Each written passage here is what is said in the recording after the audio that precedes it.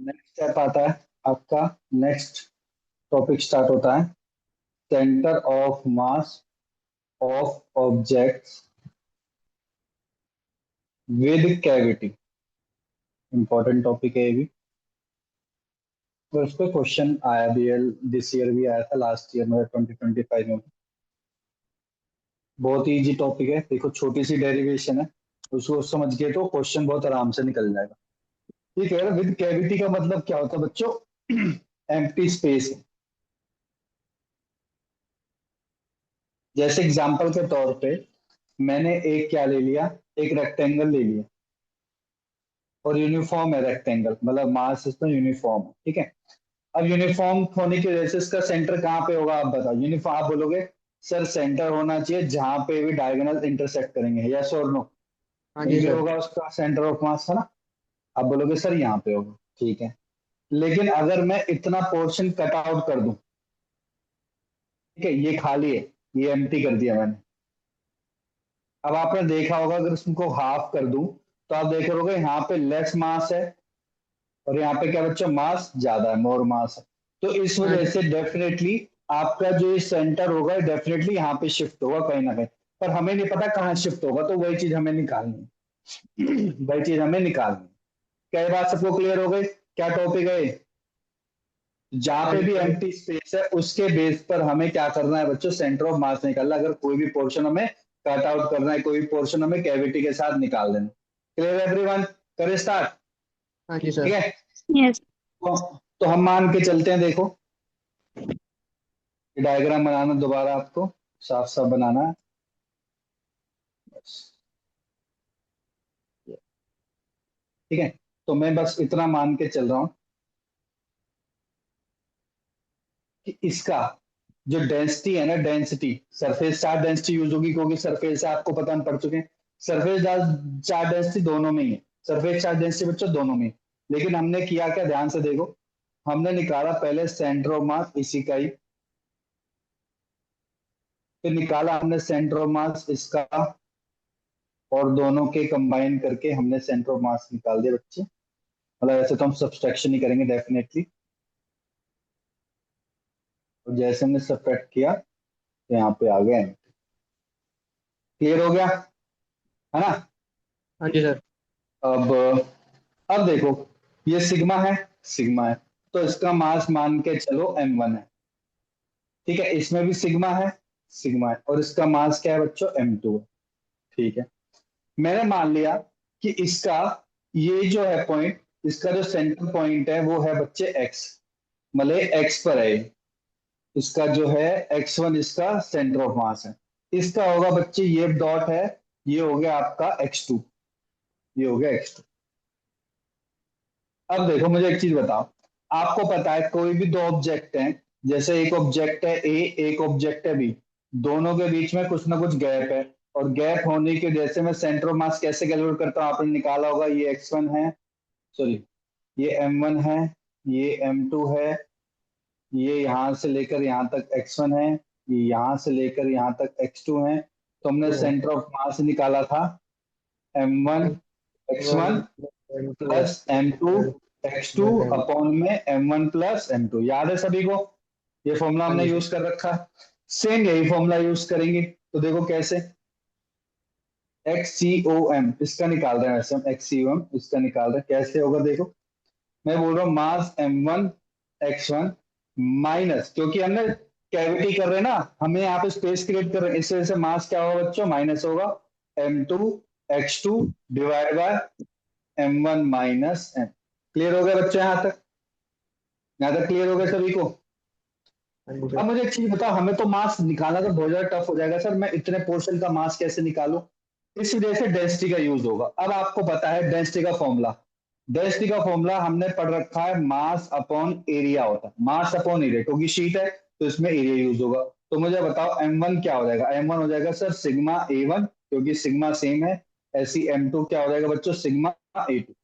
Put the value m1 m2 in this equation, you will find, यहाँ पे आएगा बच्चों sigma a1 x1 minus sigma a2 x2 divide by sigma a1 minus sigma a2। तो आप देख रहे होंगे दोनों ऊपर और नीचे सिग्मा क्या है बच्चों, कॉमन है।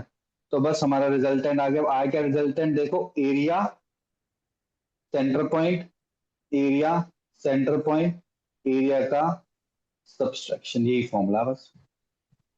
अब चाहे एग्जाम में आएगा, जैसे आपके सब्जेक्टिव पेपर में आता तो आपको ऐसे डेरिवेशन करना, अदरवाइज जेई के लिए तो केवल यही फॉर्मूला ही याद करना। अब इसमें क्वेश्चन लगाते हैं, देखो 3-4 तो आपको आइडिया हो जाएगा। लिख लिया सभी ने? हाँ सर जी एक सर। Yes, sir.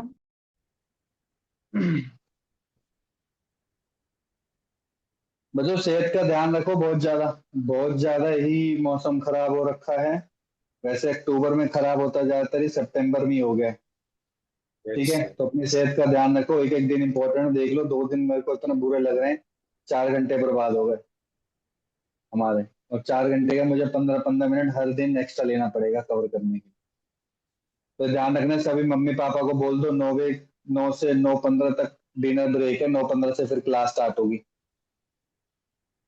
ठीक है, ध्यान से पहले बता रहा हूँ मैं। ठीक सर। तो करें बच्चों क्वेश्चन? हाँ ठीक जी है, सर। Yes, sir. फॉर्मूला याद रखना बस। देखो कितना आसान क्वेश्चन है, अभी 2025 में भी आया है, देखो, और बहुत बार आता है। ये वाला क्वेश्चन तो स्कूल में बहुत बार आता है, आपके स्कूल में बहुत बार क्वेश्चन आता है। ऐसे सर्कल सा बना होगा, ठीक है, एक ऐसे कैविटी होगी छोटी सी, कैविटी का साइज कुछ भी हो सकता है, मान के चलो ये कैविटी है एम्प्टी, ये शेडेड है, शेडेड है तो डेफिनेटली एम्प्टी एरिया हो गया। ठीक है, और इसकी जो साइड बता दी, सर्कल का जो रेडियस है बड़े वाले सर्कल का, ए है, ये ए है। ठीक है, अब बस हमें क्या निकालना बच्चों, सेंटर ऑफ मास निकालना। अगर स्कूल में आएगा, ध्यान से सुन लो, स्कूल में आएगा तो आपको ये पूरा डेरिवेशन करना है, यहां से दिस दिस दिस और दिस। जैसे ही आप यहाँ पे आओगे तो आपको फॉर्मूला लिखना है बच्चे, क्या, ध्यान से देखो, x C O m equals to क्या था बच्चों, A1 x1 A1 x1 minus A2 x2 divide by A1 minus A2। A1 minus A2। ठीक है, अब A1 क्या है, बताओ बच्चे मुझे, A1 क्या है? A1 है बड़े वाले का एरिया। बड़े वाले का एरिया कोई बताएगा मेरे को, बड़े वाले का एरिया क्या है? पाई आर स्क्वायर कैपिटल का। आप पाई बोलोगे सिंपल क्या होगा, पाई ए स्क्वायर, क्योंकि ए रेडियस है ना। ये देखो ए क्या है, रेडियस है, तो सिंपल हो गया पाई ए स्क्वायर। सर A2 का एरिया क्या होगा? A2 तो बहुत छोटा, A2 का रेडियस कितना है? A2 का रेडियस है बच्चों A/2, तो कितना हो गया, पाई पाई ए ए स्क्वायर बाय स्क्वायर। 4। यहां तक क्लियर हो गया सभी को? हाँ जी ठीक सर। है, अच्छा इसमें मैंने एक गलती कर दी, स्टार्टिंग में नहीं बताया। मैं यहाँ पे मान रहा हूँ, इस पॉइंट को मान रहा हूँ अभी ओरिजिन, 0,0। तो मुझे बताओगे इसका x1 क्या होगा? इसका x1 क्या होगा बच्चे? x1 जीरो नहीं हो गया, ये देखो x1 क्या हो गया, जीरो हो गया। यहाँ पे x1 क्या हो गया, जीरो हो गया। x2 कितना होगा, कोई बताएगा? x2 ए x2 नहीं, ध्यान से देखो, x2 ये है, तो ए यहाँ से कॉमा लेकर जीरो। यहाँ तक का अच्छा नहीं बच्चे, इधर ध्यान से देखो, ये वाला होगा ना सेंटर पॉइंट, ये तो होता है सर्कल का। भाई A/2। साहब सेंटर पॉइंट तो होगा, तो कितना हो जाएगा, हाँ A/2। तो x2 कितना हो जाएगा, A/2। क्लियर हो गया सभी को? क्या ये पॉइंट सबको क्लियर हो गया, यस और नो हाँ जी एवरीवन? सर। Yes, ठीक sir. है, तो बस डायरेक्टली वैल्यू पुट करो XCOM में। सर आपने वाई स्क्वायर में निकाला, वो निकालूंगा अभी, रुक जाओ। A1 की वैल्यू है पाई ए स्क्वायर, x1 है 0, इसकी वैल्यू है बच्चे pi A square by 4 into A/2 divided by area का माइनस, एरिया का सब्सट्रैक्शन होगा pi A square minus pi A square by 4। ये तो जीरो हो गया, जीरो कर दो, माइनस के पाई ए क्यूब बाय 8 डिवाइड में हो जाएगा 3 pi square by 4, sorry 3 pi A square by 4। पाई से पाई कटा, ये कटा 2 से, ये हो जाएगा 6 हो जाएगा नीचे, 3 × 2 6 हो गया, और ऊपर आ गया 8, ये आ गया माइनस के A/6। इसका मतलब देखो, मैंने जैसे पहले समझाया था, यहाँ पे आपको समझाया था ना, पहले सेंटर ऑफ मास यहाँ पे था तो शिफ्ट हो जाएगा लेफ्ट हैंड साइड पे, तो देखो लेफ्ट हैंड साइड पे शिफ्ट हो गया, ये 0 0 था, अब सेंटर ऑफ मास कहीं ना कहीं इस पॉइंट पे आ रहा है, माइनस के a/6। समझ में आ गया बच्चों? क्लियर हो गया? हाँ जी सर। Yes, sir. ठीक है।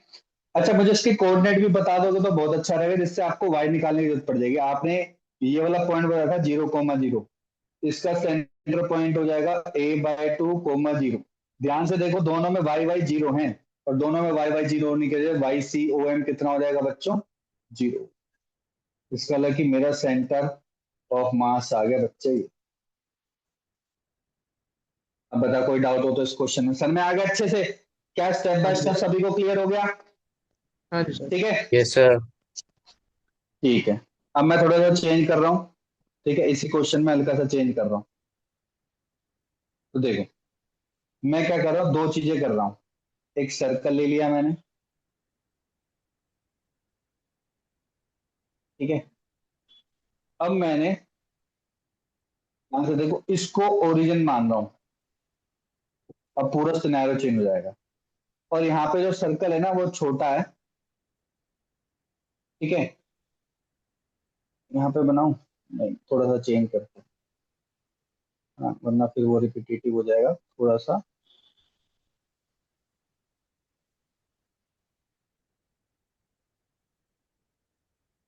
क्या हो गया? हम्म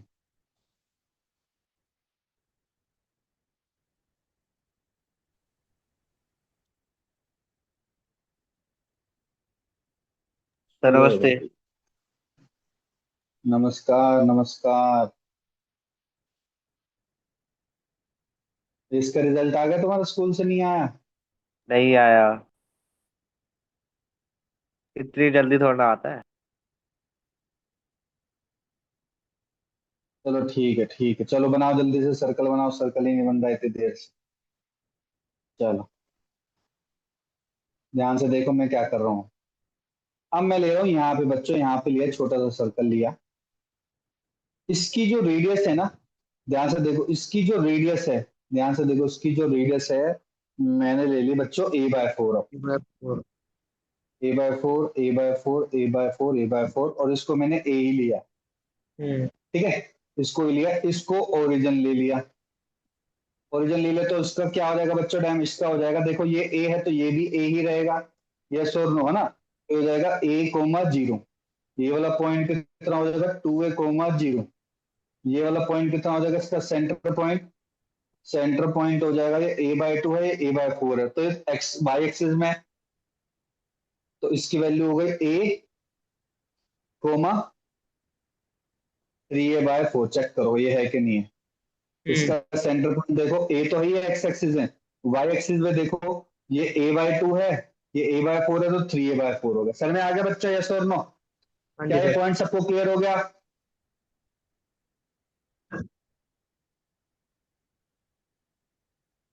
यस सर। Yes sir. ठीक है।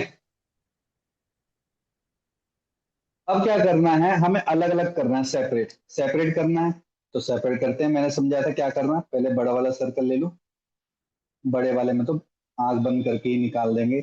एरिया निकालना है a1, तो वो तो आपको पता πr²। x1 निकालना, तो मुझे कोई बताएगा x1 कितना होगा इसका? बड़े वाले का, बड़े वाले का x1 कितना है? 2a। 2a क्यों होगा? ये तो होगा बड़े वाले का सेंटर पॉइंट, तो a होगा हाँ ना। सेंटर, हाँ ठीक। a। और y1 कितना होगा? 0। क्लियर हो गया? यहाँ तक क्लियर हो गया सभी को? हम्म। ठीक है। यहाँ पे देखो, अब इसका सेंटर पॉइंट देखो, ये वाला सेंटर जो पॉइंट है वही मैंने यहाँ पे सेंटर पॉइंट बनाया है। इसका एरिया कितना हो जाएगा? एरिया, अब यहाँ पे रेडियस है a/4, तो हो जाएगा पाई a/4 का स्क्वायर। x2 और y2 बताना है। x2 कितना है? x2 है बच्चे a, और y2 कितना है? 3a/4। जो डायमेंशन है वही तो लेनी है। जो आपने डायमेंशन ले चुके हो वही हमें लेनी, कोऑर्डिनेट्स जो हम ले चुके हैं। बस अब निकल जाएगा। क्या निकालना है? सिंपल निकालना है XCOM। XCOM क्या होगा बच्चों? a1 x1 minus a2 x2 divide by A1 minus A2, निकालो जल्दी से। ऐसे ही YCOM हो जाएगा क्या, A1 Y1 minus A2 Y2 divide by A1 minus A2। Sir में आ गया प्रोसेस अच्छे से?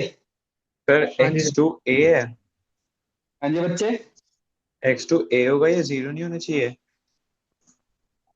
x2 ये है ना कोऑर्डिनेट 0 0, समझ, अच्छा ठीक है यही ठीक तो है। कंफ्यूजन है। देखो ध्यान से देखो ना क्या बनाया मैंने क्वेश्चन में, क्वेश्चन तो कुछ भी दे सकता है। सर में अगर सिंपल, आपको कुछ नहीं करना, आपको सिंपल बच्चे क्या बनाना है, कोऑर्डिनेट्स बनाने हैं। कोऑर्डिनेट्स अगर आपने लिख लिए तो आराम से आप x1 y1 x2 y2 लिख सकते हो। क्या ये बात सबको क्लियर हो गई? हाँ जी सर।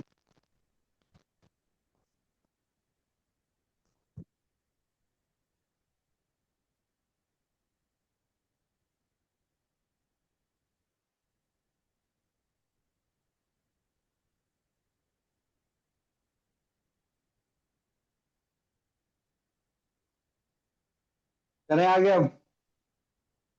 हाँ जी सर। कर लोगे अब ये? कर हाँ जी लोगे ना सर। बच्चों? वैल्यू पुट करनी है केवल, A1 A2 x1 x2 की वैल्यू पुट करनी है, आंसर आ जाएगा। अब मुझे बस कोऑर्डिनेट बता देना इसके। लिखो नेक्स्ट क्वेश्चन लिखो। नेक्स्ट क्वेश्चन है,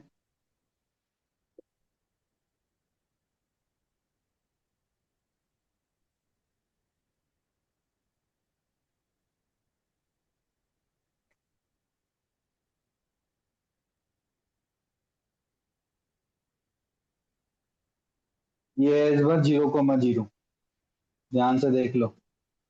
ये हो जाएगा -A,0। एक सर्कल है यहाँ पे, एक सर्कल है यहाँ पे, ठीक है। ये वैल्यू है A/4, ये भी वैल्यू है A/4। तीनों के कोऑर्डिनेट निकाल दो। आप बोलोगे सर ये तो आपने बता ही दिया, -A,0। इधर देखो ये कितना हो जाएगा बच्चों, ये हो जाएगा माइनस से, देखो कौन से एक्सिस में है, माइनस से तो रहेगा ही रहेगा, लेकिन माइनस ये ऊपर की साइड में है, तो +3A/4। किसी को डाउट है चेक कर लो अच्छे से, देख लो। माइनस है तो देखो ये है ना हमारा ओरिजिन, तो एक्स एक्सिस नेगेटिव लेकिन वाई एक्सिस तो पॉजिटिव है, इसलिए आ जाएगा -A, +3A/4। क्लियर हो गया सभी को? Clear everyone? सर हाँ एक जी बार सर। दोबारा यस बता। सर। अरे बच्चे, ये एक्स एक्सिस है, ये वाई एक्स, मैं तेरे को बोलता हूँ ये वाला पॉइंट बता, तो यहाँ पे एक्स की वैल्यू नेगेटिव, वाई की वैल्यू पॉजिटिव नहीं है क्या? तो वही तो है, देख, समझ, यस और नो? Yes sir. ये वाला पॉइंट कोई बताएगा मेरे को, ये वाला पॉइंट की वैल्यू क्या होगी, इस वाले पॉइंट की, इसकी क्या वैल्यू होनी चाहिए? -7A/4। -7 कैसे आ जाएगा? हाँ, -7, हाँ सही कह रहा, बिल्कुल। ये -A है, ये -A हो, तो -7A/4 कोमा कोमा 0। 0, करेक्ट। अब इसमें 3 है सर, एक्सट्रीम कैसे निकलेगा, ध्यान से देखो। एक्सट्रीम निकलेगा A1 x1 -A2 x2 -A3 x3। तो यहाँ पे दो कैविटी बन गई ना इस वजह से, तो ये हो जाएगा -A1 -A2 -A3। सिमिलरली निकलेगा YCOM, कैसे निकलेगा, A1 Y1 -A2 Y2 -A3 Y3 divide by A1 -A2 -A3। अब आपको बता A1 तो क्या ही होगा, A1 एरिया है आपका πA²। A2 हम पिछली क्लास में निकाली, पिछले उसमें निकाल चुके हैं, A/4 का स्क्वायर, वही आपका A3 होगा।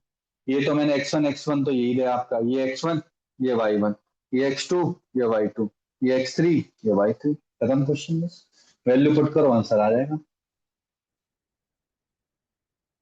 तो आज तक तन्मय वैभव क्लियर हो गया, विनीत यश क्लियर हो गया अच्छे से, कोई डाउट तो नहीं है? यस। Yes sir.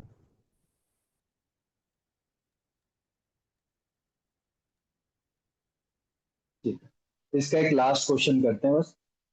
अब आपको पता चलेगा कि जेई मेन में अगर हमें सेंटर ऑफ मास, जो मैंने लास्ट 2 क्लास में करवाए थे, खासकर वो वाले शेप जो हमारे यूनिफॉर्मली डिस्ट्रीब्यूटेड हैं, ठीक है, उन वाले शेप के लिए अगर हमें सेंटर ऑफ मास याद है तो हमें कितनी ज्यादा हेल्प होगी। अब देखना, लिख लिया सभी ने, लिख लिया बच्चों? हाँ जी सर। ठीक, यस सर। तो क्वेश्चन क्या है देखो, ये हाफ डिस्क है, ठीक है, ये डिस्क है, हाँ,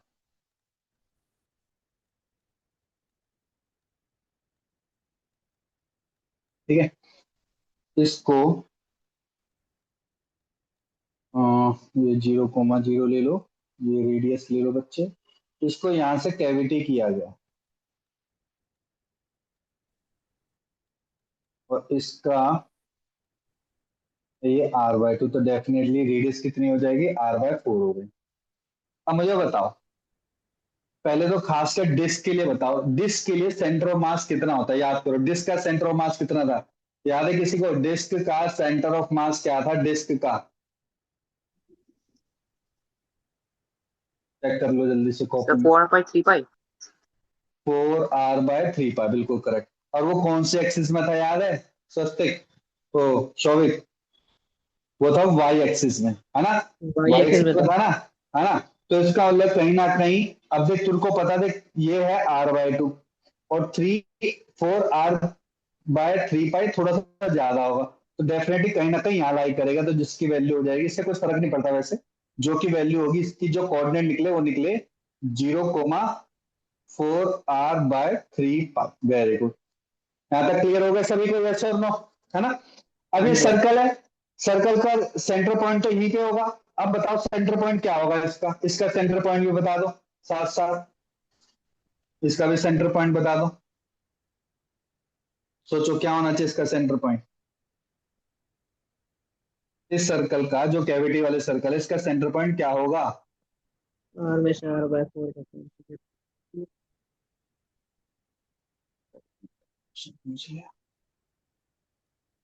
3r/4 का 0,3 3r/4। r/4, बिल्कुल करेक्ट, ठीक है।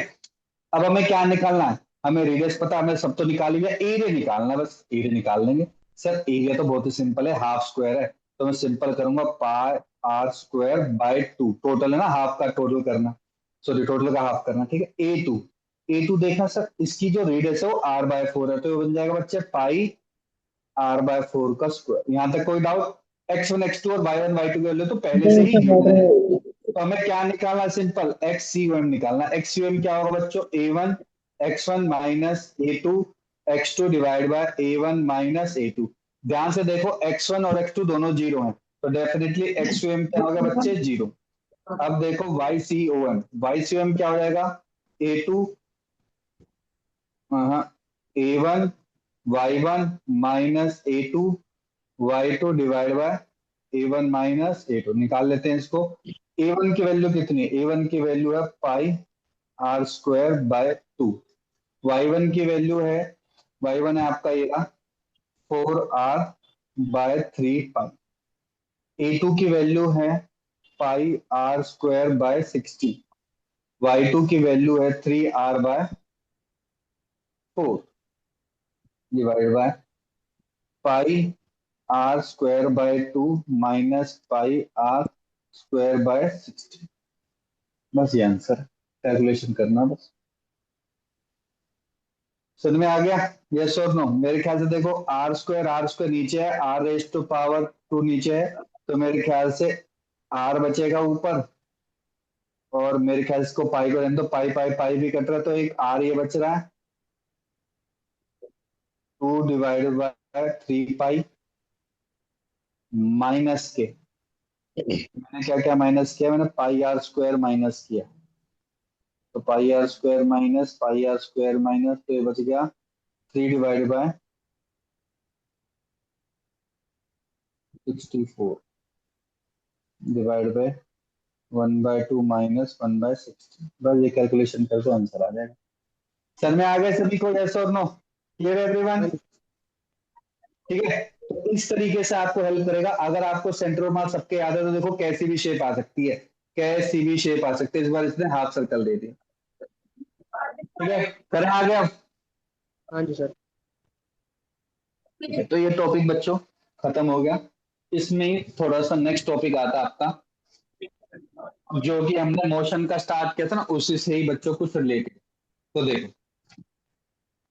एक चीज समझो, मान के चलो कि आप चले गए अंटार्कटिका। जाना किसी को अंटार्कटिका नहीं है? सर। अबे चला जाया कर, घूम भी लिया कर कभी अंटार्कटिका में। अच्छा, कभी वो गए स्नोफॉल का भी तो होता है, गए होंगे कभी। नहीं सर। Yes, sir. स्नोफॉल में क्या होता है आपने देखा होगा, बहुत ज्यादा स्मूथ सरफेस होती है वहां पर, इतनी ज्यादा स्मूथ सरफेस कि आप वहां पे स्टैंड नहीं कर सकते। ठीक है, हद से ज्यादा स्मूथ सरफेस होती है।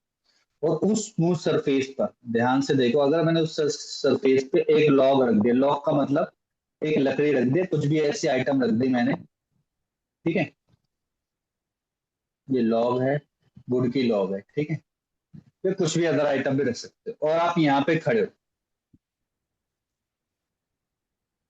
मुझे एक चीज बताओ, जब आप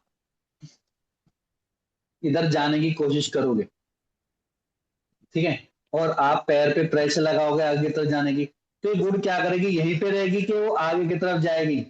सर पीछे जाएगी। पीछे जाएगी ना सर। हाँ, तो ये पीछे जाएगी। वेरी गुड, ये कहाँ जाएगी? ये हल्का पीछे। सा पीछे जाएगी।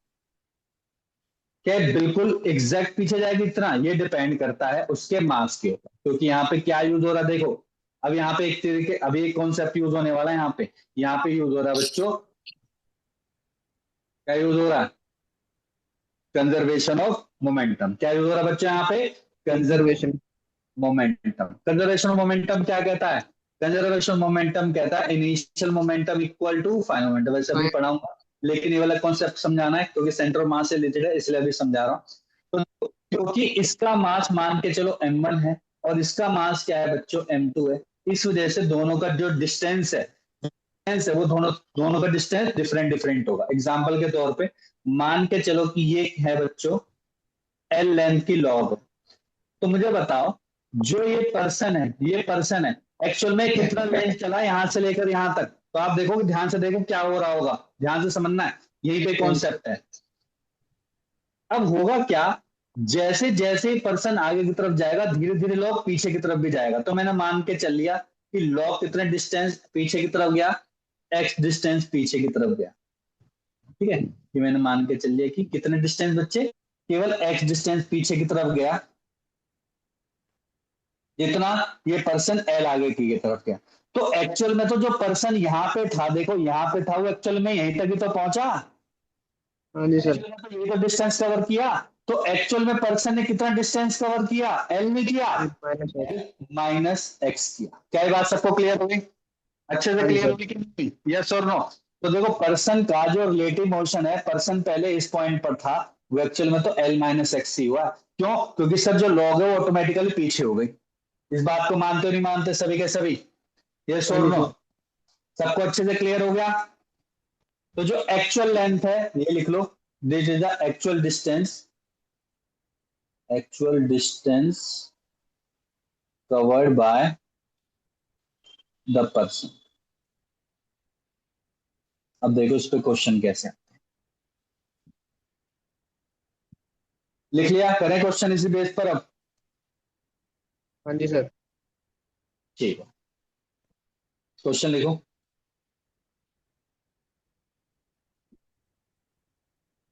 What will be the movement of boat? What will be the movement of boat when a person goes to another corner? When a person goes to another corner of the boat, other corner of the boat, assuming boat is initially at rest. Boat is initially at rest. अब boat क्या है? Initially rest है, और ये कुछ कुछ चीजें दे रखी हैं, जैसे कि बोट का मास दे रखा है बच्चों, बोट का मास दे रखा है, बोट का मास दे रखा है 30 kg। ठीक है, ये बोर्ड का टॉप हो गया, टॉप पे इस कॉर्नर पे पर्सन खड़ा हुआ है, इसका मास मान के चलो है 70 kg, 70 kg। अब इस पर्सन को धीरे धीरे धीरे धीरे जाके अदर एंड पे पहुंचना है, ये बोला है ना, इसको अदर एंड पे पहुंचना है, और इसका जो टोटल लेंथ है, टोटल लेंथ दे रखा है बच्चों 4 मीटर दे रखी है, मुझे अदर लेंथ पे पहुंचना है, बस ये चीज गिवन है मेरे पास, और चीज गिवन नहीं है कुछ। तो एक बार दोबारा क्वेश्चन पढ़ते हैं। What will be the movement of boat, boat ने कितना मूवमेंट किया कि जब वो सत्यम क्या है, goes to another corner of the boat, assuming boat is at initially at rest and centre of mass does not change, ये भी लिख लो, and centre of mass does not change, centre of mass does not change, लिख लिया बच्चों सभी ने? हाँ जी सर।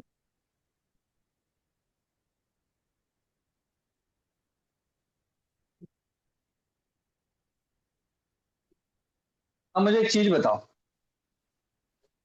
मान के चलो कि जब पर्सन ऐसे गया 4 मीटर, तो बोट कुछ ना कुछ डिस्टेंस तो इधर गया होगा, वो मान के चलिए एक्स डिस्टेंस, कितना मान लिया, एक्स, तो लिखो let x distance travel by boat, ठीक है, यही है जो मैं एक्स निकालना है, ठीक है।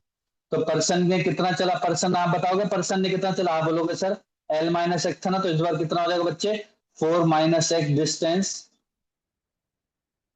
ट्रेवल्ड बाय द पर्सन, ये पर्सन ने चला, सही बात है। इसने बोला कि सेंटर ऑफ मास में क्या है बच्चे, जीरो, सेंटर ऑफ मास क्या है बच्चे, जीरो, ठीक है, ठीक है। अगर सेंटर ऑफ मास जीरो है, मतलब जीरो का मतलब कि change in centre of mass zero है, change in centre of mass क्या है बच्चे, जीरो है। अब आपको याद हो हमने इक्वेशन पढ़ी थी, change in centre of mass equal to m1 change in x1 plus m2 change in x2 divide by m1 plus m2 plus, तो ये तो जीरो हो गया, ये जीरो हो गया। m1 कितना है, इसको ले लो तो ये 70 हो गया, डिस्टेंस कितना चेंज किया, पहले इनिशियल एक्स पर था तो कितना चल गया बच्चे, 4 - x, 4 - x, किस डायरेक्शन में, अच्छा हाँ यहाँ पे तो डायरेक्शन भी इंपॉर्टेंट है, यहाँ पे लेना है पॉजिटिव, इधर की तरफ लेना है नेगेटिव। m2 कितना बच्चे 30 kg है, ठीक है, डेल x2 कहाँ की तरफ है, अपोजिट साइड में, तो -x आ गया, डिवाइड बाय 70 + 30, 70 + 30 जीरो से मल्टीप्लाई होगा तो जीरो हो गया, तो आगे 70 4 - x -30x equal to zero, ये हो गया 280 -70x -30x equal to zero, x की वैल्यू आ गई 2.8 मीटर। सर में आ गया सभी को, यस और नो? हाँ जी यस सर। सर। बस ऐसे ही करना है सारे क्वेश्चन।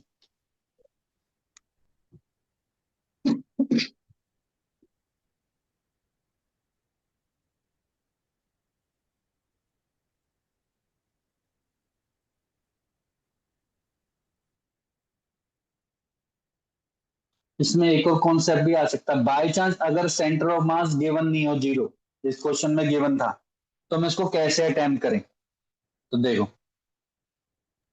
लिख लिया होगा सभी ने, कभी भी क्वेश्चन में देखो, इन प्रीवियस क्वेश्चन ऐसे नोट में डाल के लिखो, in previous question there is no external force, there is no external force, that means F net equals to zero, F net zero के होने की वजह से हमने एक इक्वेशन पढ़ी थी, ए सी ओ एम, वो भी क्या हो जाएगा, जीरो। ए सी एम जीरो के होने की वजह से दो चीजें होती हैं, या तो वेलोसिटी क्या होती है, वी सी ओ एम लिख लो, या तो वो जीरो होगी, या वी सी ओ एम क्या होगी बच्चे, कांस्टेंट होगी। क्योंकि इस क्वेश्चन में पहले से बोल रखा था कि वी सी एट रेस्ट पर था, एट रेस्ट पर, तो एट रेस्ट पे होने की वजह से वी सी ओ एम क्या हो जाएगा बच्चों, आपका जीरो हो जाएगा, और वी सी एम जीरो होने की वजह से डेल एक्स सी ओ एम क्या हो जाएगा बच्चे, आपका जीरो हो जाएगा। तो दोबारा समझो एक बार, क्योंकि यहाँ पे कोई भी एक्सटर्नल फोर्स नहीं है, तो उसकी वजह से सेंटर ऑफ मास जो एक्सेलरेशन होगा, ठीक है, वो जीरो रहेगा। तो उसकी दो कंडीशन बनती है, हमने पढ़ रखा है, जब भी एक्सेलरेशन जीरो होता है तो या तो वेलोसिटी मेरी कांस्टेंट होगी या तो वेलोसिटी जीरो होगी। क्योंकि यहाँ पे पहले से ही बता रखा था कि इनिशियली एट रेस्ट है, रेस्ट पे होने की वजह से VCOM क्या होगा, जीरो होगा, और उसकी वजह से डेल CM क्या होगा बच्चे, जीरो। क्लियर हो गया आप सभी को? क्या ये पॉइंट सबको क्लियर हो गया? अगर कई बार Yes. एक्सट्रीम जीरो नहीं जीवन है तो आपको इस तरीके से क्वेश्चन को अटेम्प्ट करना है बस। अब जल्दी से इसी के ही 3 टाइप के क्वेश्चन करते हैं, छोटे छोटे, जल्दी से। तो एक हो गया, मैंने अच्छे से करवा दिया साफ साफ। ऐसे दूसरा क्वेश्चन है, देखो, करें? देखो हाँ जी सर। सेकंड क्वेश्चन क्या है, ये बोट है,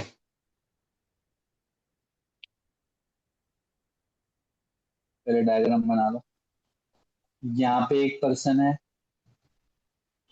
यहाँ पे एक पर्सन है, ठीक है।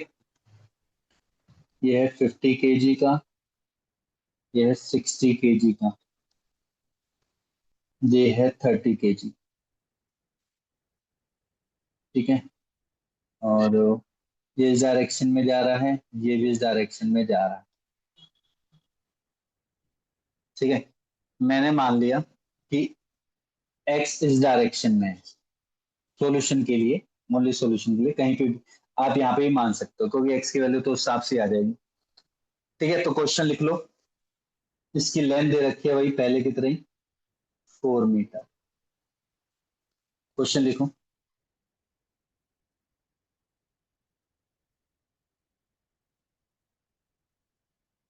To person are sitting at extreme points of the boat. Two person are sitting at extreme points of the boat, standing in still water. Standing in still water. Still water का मतलब rest पर है, पानी rest पर है। Standing in still water. Full stop. To discuss, they come to middle of the boat. दोनों ही middle पर आ रहे हैं। They come to middle of the boat. अच्छा, ये मिडल है, मतलब यहां से लेकर यहां तक, यहां से लेकर यहां तक, ये 2 मीटर हो गया, ठीक है।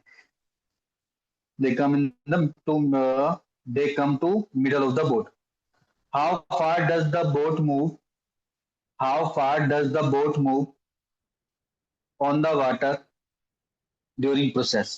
How far does the boat move on the water during the process? अब मुझे एक चीज बताओ, ध्यान से 60 सुनना केजी है। वाली तरफ मूव करेगी ना,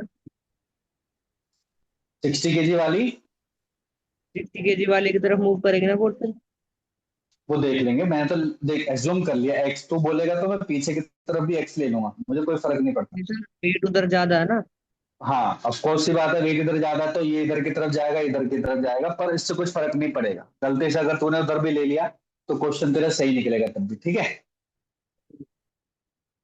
क्लियर होगा बच्चों? अब मुझे बताओ, ये 50 kg वाला एक्चुअल डिस्टेंस कितना ट्रेवल किया, कोई बताएगा मेरे को? एक्चुअल डिस्टेंस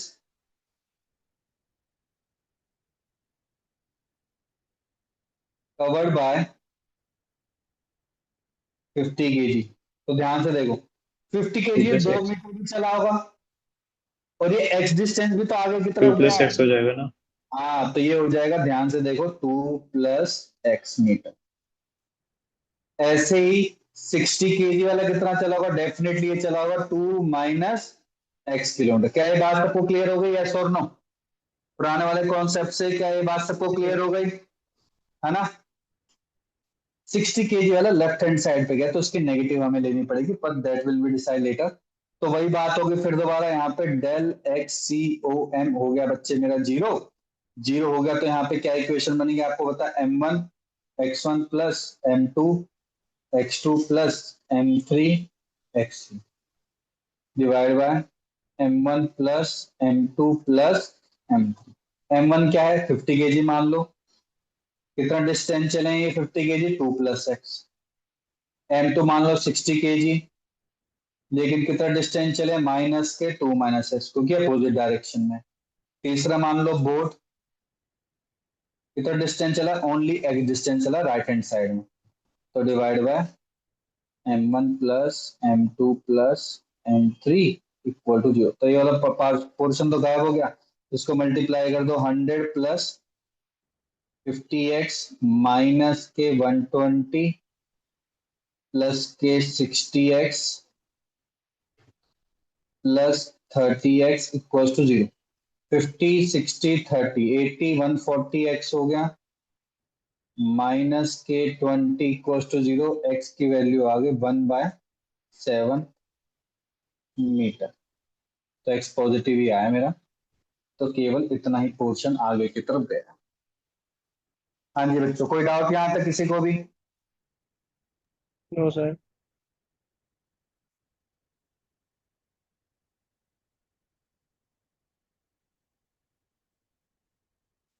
हाँ जी बच्चों, क्लियर हो गए सभी को? Yes, sir. Yes, sir. ठीक यस है, सर। बस ऐसे ही जल्दी जल्दी से दो क्वेश्चन करते हैं, देखो। हम्म। ये ना बैंक ऑफ द रिवर है,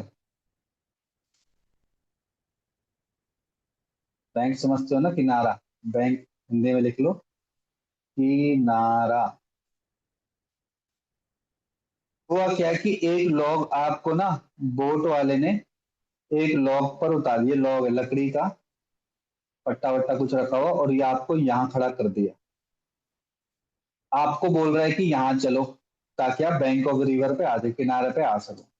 आपको पता है जैसे ही आप इस डायरेक्शन में जाओगे, तो लोग हमारा कहाँ पे जाएगा बच्चे? अपोजिट डायरेक्शन में जाएगा, यस और नो? हाँ जी है सर। ना, अपोजिट डायरेक्शन में जाएगा। कितना डिस्टेंस जाएगा? मैंने मान लिया वो डिस्टेंस गया बच्चे, एक्स डिस्टेंस गया, और इसकी लेंथ मान के चलो एल है। तो वो पर्सन जब यहां तक पहुंचा, है ना, तो वो कितना चला एग्जैक्टली? आप बोलोगे सर वो चला एल माइनस एक्स चला, वो तो नेगेटिव डायरेक्शन में हमें लेनी पड़ेगी बाद में। और ये डिस्टेंस भी कितना होगा? ये भी डिस्टेंस बच्चे एक्स होगा। हुआ कि नहीं हुआ ना? ये एक्स, ये एक्स, ठीक है। क्लियर हो गया बच्चों, यस और नो?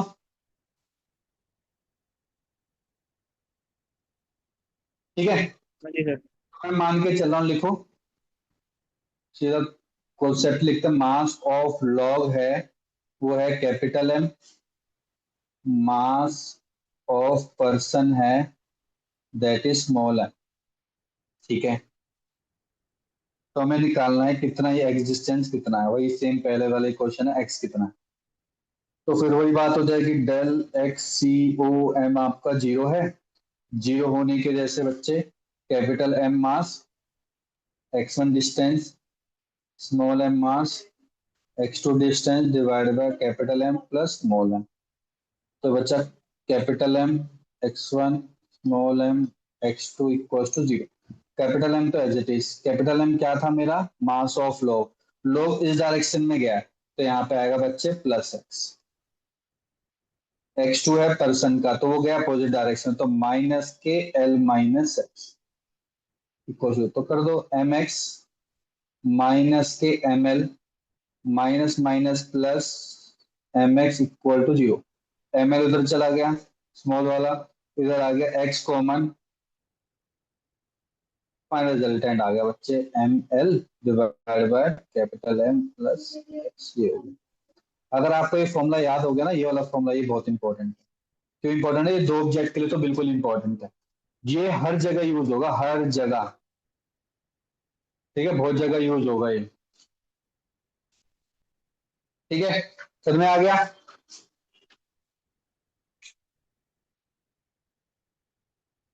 नहीं भी याद होगा तो कोई दिक्कत नहीं। हाँ सर। 2-3 साल पहले इसी से रिलेटेड देखो क्या किस तरीके से कॉन्सेप्ट क्वेश्चन आया था। मतलब आपको पता नहीं चल पाएगा कि कैसे क्वेश्चन करना है, पर वो लॉजिक आप समझ जाओगे कैसे करना है, देखो। पानी पिएगा पानी।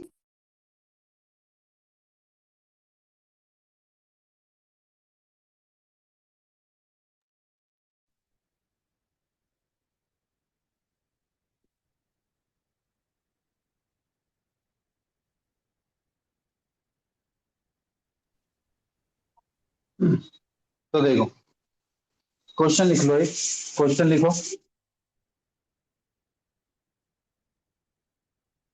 The balloon the balloon the light rope and the monkey are shown in figure. The balloon,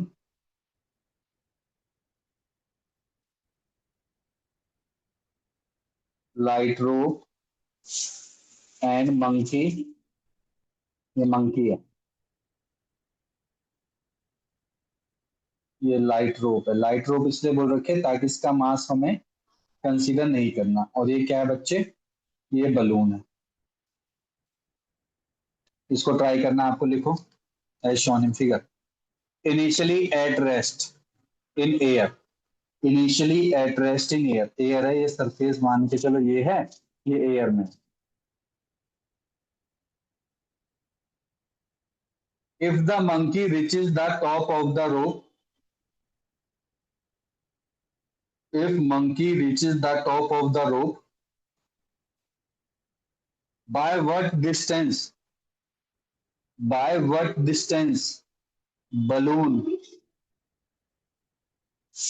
descend, descend का मतलब नीचे की तरफ गिरता है। by what distance the balloon descend, if mass of balloon is 50 kg, mass of monkey is 30 kg, mass length, of, ठीक है। हाँ तो ले ले, क्या हो गया, 100 kg ले ले ले।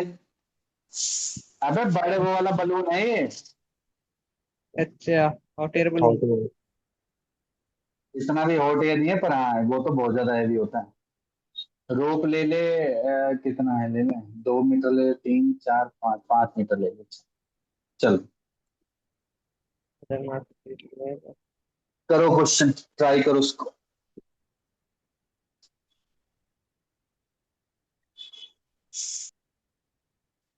एक चीज बताओ, जब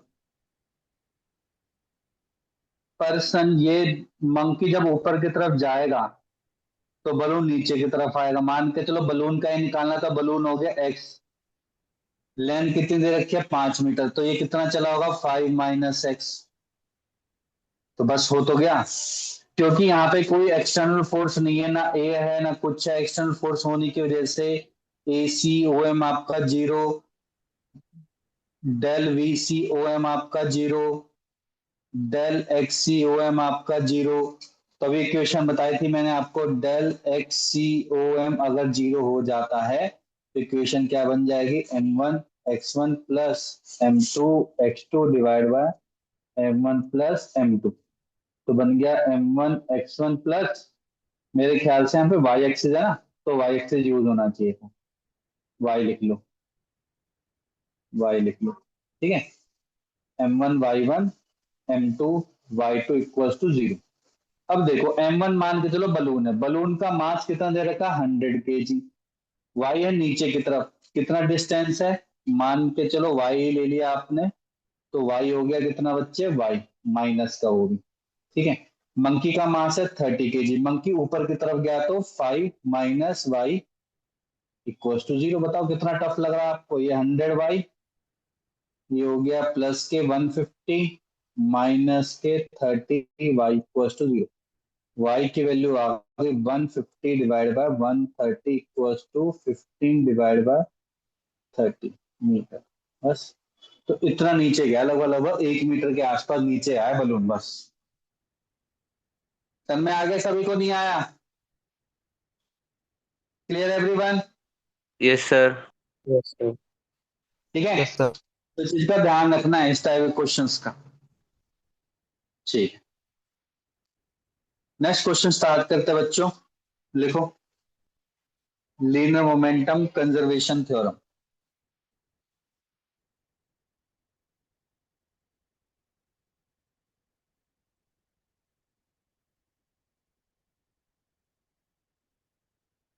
लीनियर मोमेंटम कंजर्वेशन थ्योरम, तो ये क्या कहती है, देखो ये कहती है कि हमें ऐसे सिस्टम को एनालाइज करना जिसमें कोई एक्सटर्नल फोर्स नहीं, क्योंकि अगर आपको याद हो जब भी हम initial momentum equal to final momentum करते हैं, मतलब जब भी मोमेंटम कंजर्व हो रहा होगा, तो वहां पे कोई एक्सटर्नल फोर्स लग ही नहीं रहा होगा, there will be no external force. ठीक है, और अगर जहां पे एक्सटर्नल फोर्स जीरो है ना, वहां पे लीनियर मोमेंटम आपका क्या रहेगा बच्चों, कंजर्व रहेगा। इसका बेस्ट एग्जांपल क्या है, जैसे मान के चलो आपकी कार है, ठीक है, कार है, ठीक है, टेस्ला कार है आपकी, ठीक है, ये कार अगर कांस्टेंट स्पीड से जा रही है, वी वेलोसिटी से जा रही है, तो कुछ टाइम बाद भी इसकी वी वेलोसिटी रहेगी, मास सेम है, मास सेम है, इसका मतलब कि मास इंटू वेलोसिटी क्या होता है, मोमेंटम, मास इंटू वेलोसिटी क्या, मोमेंटम, मोमेंटम में कोई चेंज नहीं है, initial momentum equal to final momentum होगा। क्यों? क्योंकि मैंने यहाँ पे कोई एक्सटर्नल फोर्स नहीं दिया। याद है आपको ये चीज, हम कॉन्सेप्ट कहाँ पे पढ़ चुके हैं, फर्स्ट लॉ में पढ़ चुके हैं कि बॉडी की या पोजिशन चेंज नहीं होगी जब तक कि उस पर एक्सटर्नल फोर्स अप्लाई नहीं किया जाए। तो वही सेम कॉन्सेप्ट बच्चों यहाँ पे यूज हो रहा है। इसका मतलब कि अगर यहाँ पे कोई एक्सटर्नल फोर्स नहीं है ना, तो मोमेंटम आपका क्या रहेगा बच्चों, कांस्टेंट रहेगा, या फिर मैं बोलूंगा मोमेंटम क्या रहेगा, कंजर्व रहेगा। क्या ये बात सबको क्लियर हो गई? क्या ये बात Yes, सबको क्लियर sir. हो गई? नो, तो हाँ लिखो, sir. If external force on a system, if external force on a system is zero, if external force on a system is zero, then linear momentum of the system is conserved or constant. Linear momentum of the system is conserved और constant. तो इसको mathematically कैसे देखते हैं, देखो भाई, जो हमने भी पहले किया था वही यूज करना। इफ एफ एक्सटर्नल फोर्स आपका जीरो है, तो इसकी वजह से आपको पता है क्या होगा, ए सी ओ एम आपका क्या हो जाएगा बच्चे, जीरो। इसकी वजह से मैं मान के चल रहा हूँ कि आपका बॉडी मोशन में है, बॉडी क्या है बच्चे, मोशन में है, क्योंकि अगर वो मूव ही नहीं करेगी तो मोमेंटम रहेगा ही नहीं उसके अंदर, यस और नो, क्योंकि मास इंटू वेलोसिटी, वेलोसिटी जीरो होगी ना। तो डेल वी सी एम क्या है आपका, कांस्टेंट। तो कांस्टेंट होने की वजह से क्या हो जाएगा बच्चे, कांस्टेंट होने की वजह से क्या होगा, जो पी आपका था सिस्टम का, मतलब कि momentum of the system, that will be called as mass into Vc1, that will be constant। और ये कांस्टेंट होने की वजह से क्या होगा, initial momentum will be equals to final moment. Final. बस खत्म, यही है थोड़ा, और थोड़ा बहुत याद हो आपको, अगर कोई भी दो सिस्टम है कोलिजन करने से पहले, तो भी हम कोलिजन करेंगे तब उसकी इक्वेशन हम थोड़े और अच्छे तरीके से लिख पाएंगे। लेकिन आपने क्लास 9 में कहीं स्कूल में पढ़ाते कंजर्वेशन ऑफ लिनियर मोमेंटम, जिसमें आपने पढ़ा था इस तरीके की equation, m1 u1 m2 u2 equal to m1 v1 plus m2 v2। याद है ये इक्वेशन पढ़ी थी आपने क्लास 9 में, यस सर। है ना? तो ये चीज का ध्यान रखना है, कुछ क्वेश्चन में अभी भी हम यूज कर सकते हैं।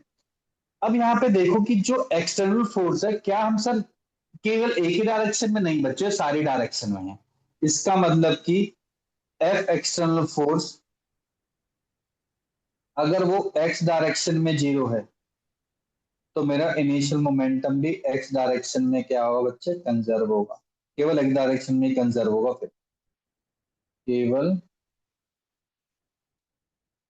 एक्स डायरेक्शन में ही कंजर्व होगा। लेकिन अगर मेरा external force only y direction में जीरो है, तो ये भी वाई डायरेक्शन में ही कंजर्व करेगा। सिमिलरली अगर मेरा एक्सटर्नल फोर्स z डायरेक्शन में जीरो है, तो इसकी वजह से मोमेंटम भी ओनली z डायरेक्शन में ही कंजर्व करेगा। तो एक्स वाई जेड से हम इस तरीके से हम खेल सकते हैं। ठीक है बच्चों, करें आगे।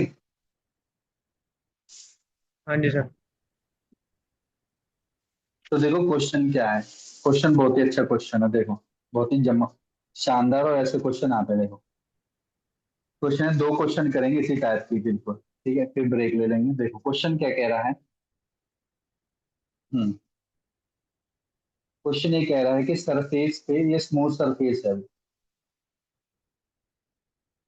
स्मूथ होने की वजह से इसका म्यू क्या है बच्चे, 0। इस पे मैंने 2 मास रख दिए हैं, m1 और दूसरा है बच्चे m2, और दोनों के बीच में ना इसको ना फोर्स लगा के मैंने इसकी जो स्प्रिंग थी ना उसको कंप्रेस कर दिया। तो मैं लिख रहा हूं यहाँ पे, spring is to compressed is to compressed by x not distance, x not distance से बच्चे इसको कंप्रेस कर दिया। के इसका क्या है, कंप्रेस करके लिखा है, ठीक है, कि इसका स्प्रिंग कांस्टेंट है। यहां तक लिख लिया बच्चों, सभी ने क्वेश्चन लिख लिया। Yes sir. अब मुझे क्या निकालना, ध्यान से समझो। अब आप बताओ, वैसे छोड़ दो, सब भूल जाओ। मैंने जैसे इसको कंप्रेस किया और मैंने छोड़ दिया, अपने हाथ छोड़ दे तो क्या होगा, मुझे समझाओ क्या होगा। हाँ जी बच्चों, क्या होगा इसके साथ। सर एक्सपेंड स्प्रिंग अगर करोगे। अपोजिट मैंने डायरेक्शन में। अपने हैंड से यहां से इसको कंप्रेस कर रखा है, जैसे मैं हाथ हटाऊंगा तो क्या होगा, सर एक्सपेंड दूर करेगी। दूर जाएंगे। एक्सपैंड हो एक्सपेंड जाएगी। करने की कोशिश करेंगे। एक्सपेंड करने की कोशिश की वजह से क्या होगा बच्चे, उनकी वेलोसिटी होगी, यस और नो, वेलोसिटी होगी कि नहीं यस सर। होगी, है ना। तो मेरे को फाइनल वेलोसिटी निकालनी है जब इसकी लेंथ ओरिजिनल लेंथ के बराबर आ जाए। लिख लो, क्वेश्चन लिखो, find their maximum speed, find their maximum speed, find their maximum speed. हमें मैक्सिमम स्पीड निकालनी है, ठीक है। अब मैक्सिमम स्पीड कहां पे होगी, वी डोंट नो, ठीक है। तो हमने मान के चल लिया, देखो हमने मान के चल लिया कि एक्सपेंड कर रही है, एक्सपेंड कर रही है। तो मुझे बताओ, ये m1 है, ये इस डायरेक्शन में जाएगा बच्चों, यस और नो। m2 वाला, तो इसकी वेलोसिटी होगी, मान के चलो v2। m1 किस जाएगा बच्चों, अपोजिट डायरेक्शन में जाएगा, सेम डायरेक्शन में तो नहीं जा सकते, इसकी वेलोसिटी हो गई v1। अब कंजर्वेशन ऑफ मोमेंटम क्या कहता है, कंजर्वेशन ऑफ मोमेंटम तो ये हो जाएगा momentum conservation. Momentum of conservation क्या कहता है, मोमेंटम ऑफ कंजर्वेशन कहता है कि initial momentum equal to final momentum. Initial momentum तो रेस्ट पे थे तो दोनों के दोनों 0 हो गए। फाइनल मोमेंटम क्या हो गया, ले लो आप m2v2, क्योंकि राइट हैंड साइड पर है, माइनस m1v1 जो कि लेफ्ट हैंड साइड पर है। तो इनकी इक्वेशन हो गई m2v2 इक्वल टू m1v1। अच्छा, फिर कैसे करें इक्वेशन, हमें तो वैल्यू गिवन नहीं है, बिल्कुल सही बात है। तो क्या करें, अब ध्यान से देखो, इस m1 और m2 को, m1 और m2 की वेलोसिटी क्यों आ रही है, इनके पास वेलोसिटी क्यों आ रही है, थोड़ा सोच के बताओ, क्यों आ रही होगी इनके पास वेलोसिटी। क्योंकि स्प्रिंग एक्सपेंड होती है। स्प्रिंग एक्सपेंड कर रही है, स्प्रिंग के पास कैसे, स्प्रिंग कैसे इसको वो दे रहा है, क्या कर रहा है स्प्रिंग, स्प्रिंग फोर्स है। स्प्रिंग फोर्स है, वेरी गुड। और स्प्रिंग फोर्स की वजह से उसके पास क्या, क्या चीज स्टोर है, एक्सेलरेशन। एनर्जी स्टोर है, एनर्जी स्टोर है ना। इसका मतलब कि क्या मैं यहाँ पे टोटल मैकेनिकल एनर्जी कंजर्वेशन लगा सकता हूँ बच्चे, ऐसा ना, क्योंकि मैंने बाहर से तो यस कुछ सर। फोर्स लगाया नहीं, मैंने तो बाहर से कुछ फोर्स लगाया नहीं ना। आपने बोला था स्प्रिंग को कंप्रेस कर दिया गया है, स्प्रिंग को कंप्रेस करके छोड़ दिया गया है, जितना वो छोड़ा, जितना उसने एनर्जी कंजर्व करी थी, जैसे मैंने छोड़ा वो एनर्जी किसको ट्रांसफर होगी, वो m1 और m2 को ट्रांसफर हो गई। क्या इस बात को मानते हो कि नहीं मानते, जल्दी बताओ। क्या इस यस बात को सर। मानते नहीं मानते, तो लिख लो, 2-3 लाइन लिख लो, लिख लो ऐसे, ताकि जब पढ़ोगे नेक्स्ट टाइम तो याद रहेगा। लिखो इस तरीके से, since the spring is compressed by x naught distance, since the spring is compressed by x naught distance, the potential energy is stored in the spring, the potential energy is stored in the spring. This potential energy is given to both mass as its kinetic energy, as its kinetic energy. So, so there will be total mechanical energy conservation. So there will be total mechanical energy conservation. और आपने पढ़ा है total mechanical energy conservation क्या कहता है, बताओ क्या कहता है। इनिशियल में sum of energy is equal to final में sum of energy. Very good. Initial energy लिख दूं। एनर्जी कौन कौन सी है लिख दो, ना पोटेंशियल इनिशियल एनर्जी है ना, initial potential energy plus final. Kinetic initial energy, हाँ, फाइनल पोटेंशियल एनर्जी और फाइनल काइनेटिक एनर्जी। ठीक है। इनिशियल पोटेंशियल एनर्जी तो है स्प्रिंग में, और स्प्रिंग की एनर्जी का फॉर्मूला क्या होता है, स्प्रिंग की एनर्जी का, स्प्रिंग की माइनस एनर्जी के का। हाँ तो आप लोगे माइनस के एक्स नहीं, हाफ के एक्स स्क्वायर। भूल गए थे जल्दी। जितना कंप्रेस किया गया उतना ही होता है, हाफ के एक्स नॉट स्क्वायर। ठीक है बच्चों, याद रखना है ये चीज। स्प्रिंग की एनर्जी का formula, initial kinetic energy zero है, फाइनल काइनेटिक एनर्जी होगी नहीं क्योंकि सारी ट्रांसफर हो चुकी है जीरो, और वो किस में चले गई, इनके पास चले गई, जो कि हो गया m1v1 स्क्वायर। सर यहाँ पे v1 नेगेटिव क्यों नहीं लिया, क्योंकि नेगेटिव का स्क्वायर क्या हो जाएगा, पॉजिटिव ही रहेगा। समझ में आ गया बच्चों। हाँ यस जी सर। सर। m2 बस दो इक्वेशन है, दो वेरिएबल है, यहाँ से निकल जाएगी वैल्यू। हाफ हाफ हाफ तीनों में कट रहा है, तो k x not square equal to m1v1 square m2v2 square. यहां से आप क्या करो, ऊपर वाले से v2 की वैल्यू निकाल लो ताकि हम v1 की वैल्यू निकाल सके, m1v1/m2 की वैल्यू पुट कर दो यहाँ पे, तो k x not square m1v1 square m2 m1v1 divide by m2 का स्क्वायर। ये बन गया बच्चे m1v1 स्क्वायर प्लस ये बन जाएगा, एक m1 से m1 कट जाएगा, तो m1 square v1 square m2, तो नीचे आएगा m2। ठीक है, स्क्वायर है, कट गया यस कट गया, सर। ठीक है। ये आ जाएगा के एक्स नॉट स्क्वायर। मुझे v1 स्क्वायर की वैल्यू निकाल लो कॉमन लेके। कितना आ गया बच्चे, के x not square divided by m1 plus m1 square divide by m। ठीक है, m2 इधर ले लो, m2 ऊपर चला जाएगा, तो v1 की वैल्यू आ गई के m2 x not square divided by m1 m2 plus m1 का स्क्वायर। ऐसे ही v2 कितना आ जाएगा, देखो m1/m2 का रेशियो है, तो m2 नीचे जाके कट जाएगा, ऊपर m1 बन जाएगा, तो मेरे ख्याल से आना चाहिए कि v2 की वैल्यू डालेंगे ना, m1 स्क्वायर और नीचे m2 स्क्वायर है, m2 से m2 कट जाएगा, m1 से कट जाएगा, तो k m1 x not square divide by m1 m2 plus m2 का स्क्वायर। ये आ गया बस। हाँ जी बच्चों, सर में आ गया सभी को, क्लियर एवरीवन।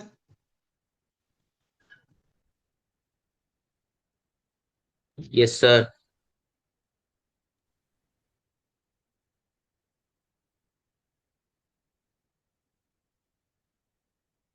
ठीक है, तो यही है। ऐसे इसका अपोजिट क्वेश्चन भी हो सकता है जो आप ट्राई कर सकते हो, सिमिलरली है कि पहले क्या था बच्चों, स्प्रिंग मेरी ऐसे थी और मैंने यहाँ पे वेलोसिटी v1 डाली, यहाँ पे वेलोसिटी v2 डाली। ठीक है, और जैसे मैंने इनिशियल वेलोसिटी डाली तो क्या हो गया, आपको पता है वेलोसिटी मेरी इनिशियल लेंथ l थी, l होने की वजह से क्या हो जाएगा बच्चों, यहाँ पे मेरी वेलोसिटी जीरो पड़ जाएगी, यहाँ पे इस पॉइंट पर ऐसे हो जाएगा कि वेलोसिटी मेरी जीरो पड़ गई, है ना।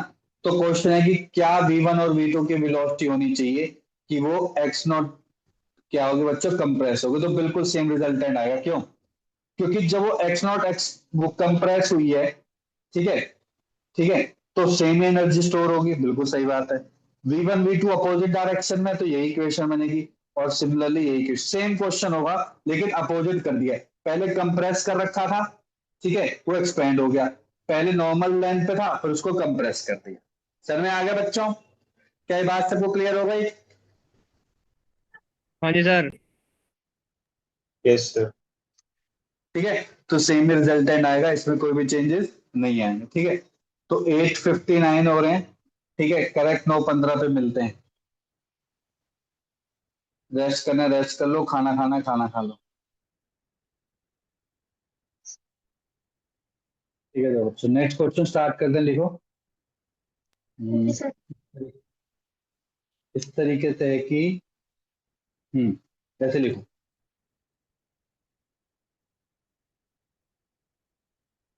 देखो, a person is standing on a car.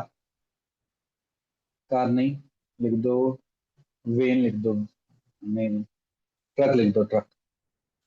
A person standing on a truck.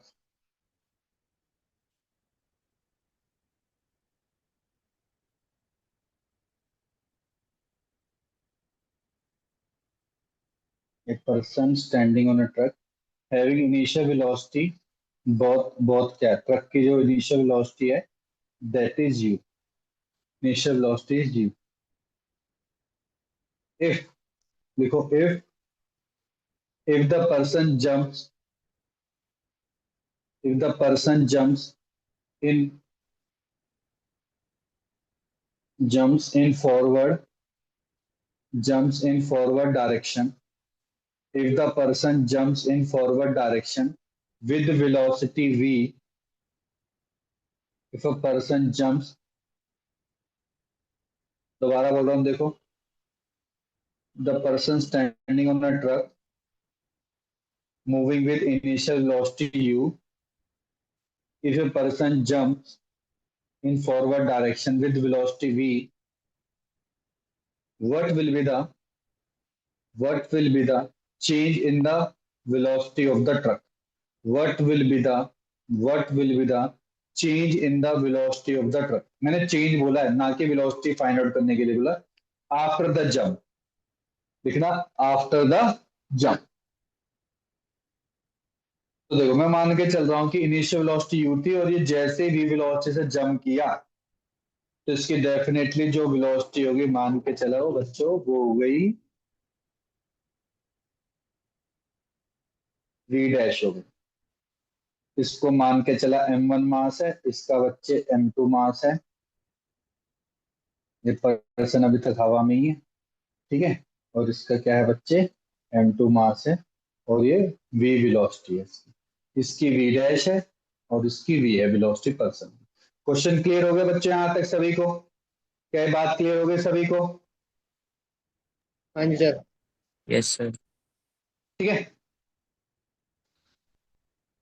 अब यहाँ पे क्या है, कोई मैंने एक्सटर्नल फोर्स तो लगाया नहीं है, मैंने कोई भी एक्सटर्नल फोर्स नहीं लगाया, वो पर्सन खुद ही जंप करा, बाहर से कोई एक्सटर्नल फोर्स नहीं लगा। पर्सन जंप किया और उसके जंप की वजह से जो ट्रक है, ट्रक पे कुछ ना कुछ इफेक्ट आया, और मतलब यहाँ पे कुछ ना कुछ कंजर्वेशन ऑफ मोमेंटम है। यहाँ पे क्या है बच्चों, कंजर्वेशन ऑफ मोमेंटम है। कंजर्वेशन ऑफ मोमेंटम क्या कहता है, initial momentum equal to final momentum. अब इनिशियल मोमेंटम बताएगा मेरे को क्या है, आपने ध्यान से देखो। इनिशियल मोमेंटम था कि दोनों के दोनों ऑब्जेक्ट यू वेलोसिटी से जा रहे थे, तो आप बोलोगे m1u two plus M m2u। बस, वहां पे क्या है, ध्यान से देखो, वहां पे क्या हुआ, एम वहां पे वन ये हुआ m1 v डैश, है ना, m1 v डैश प्लस, अब मुझे नहीं पता ना कितने वेलोसिटी हुई कम, मैंने निकाला m2 v। अब ध्यान से देखो, क्या इसकी v वेलोसिटी से जंप किया बच्चे, ये v वेलोसिटी से जंप किया, तो उसके बाद u भी तो इनिशियल वेलोसिटी थी कि नहीं थी? ठीक है, नहीं थी बच्चों? यहाँ पे यस और नो, ध्यान से देखो, तो यहाँ पे आएगा प्लस यू। समझ में आ गया point? White comes here plus you, हाँ जी। क्योंकि इसके पास तो पहले से तो यू वेलोसिटी थी, वो जैसी वो जंप किया तो वी वेलोसिटी से और एक्स्ट्रा जंप किया। तो लिख लो, m2 है इनिशियल वेलोसिटी यू, बस इस तरीके, ताकि पता रहे। ठीक है, तो बच्चों मेरे को क्या निकालना है, वी डैश निकालना है। ठीक है, वी डैश निकालना है, तो यू भी आ रहा है, वी भी आ रहा है, चलो देखते हैं, ट्राई करते हैं थोड़ा सा क्या आंसर आता है। वी डैश निकालना, तो ये हो गया बच्चों m1 m2u equals to m1v dash plus m2v plus u। इसको इधर ले जाओ, ये हो गया। m2 वाले को एक साथ लिख लेना, m1u प्लस m2। देखो m2 के साथ क्या होगा, u बचा, ये माइनस का v माइनस का u। ठीक है बच्चों, equals to m1v dash. Clear हो गया यहां तक? देख लो अभी भी कोई डाउट हो तो।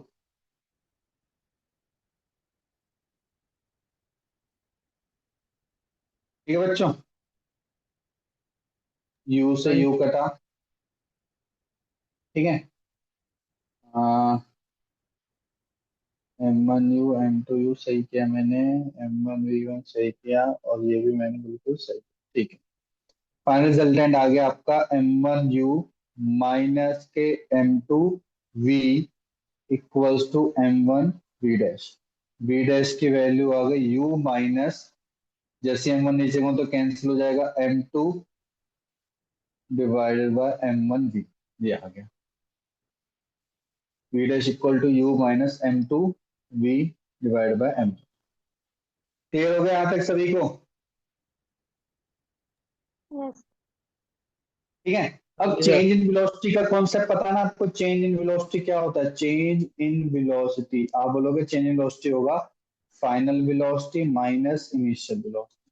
फाइनल वेलोसिटी मैंने v डैश माना था, इनिशियल वेलोसिटी बच्चे u थी, तो v डैश की वैल्यू पता है मेरे को, u माइनस के m2v माइनस के m1 माइनस के u से u कटा। इसका मतलब मेरी वेलोसिटी कम हुई है कि ज्यादा? क्या हुई है बच्चों मेरी? रिड्यूस हुई है, माइनस का साइन आ रहा है। velocity is reduced। अब ये कम होगी कि ज्यादा होगी वेलोसिटी? बच्चों कम होगी। क्यों? अगर ध्यान से देखो m2 ऊपर है, m2 कौन है? पर्सन। डेफिनेटली पर्सन का मास जो होता है लगभग कितना होगा? 50 60 70 80 kg का। ट्रक का तो आपको पता ना, ट्रक का कितना ज्यादा होगा? ट्रक का तो बच्चों 1 टन भी हो जाता है, 1000 2000 टन भी हो जाता है। तो उसके रिस्पेक्ट में बहुत ही हल्का सा माइनर चेंज आएगा। समझ में आ गया बच्चों?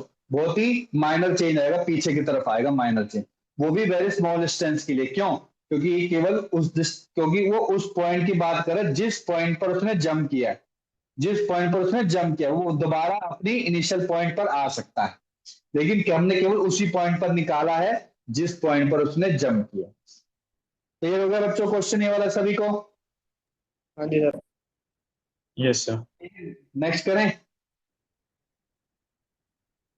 ठीक है, तो देखते देखो नेक्स्ट।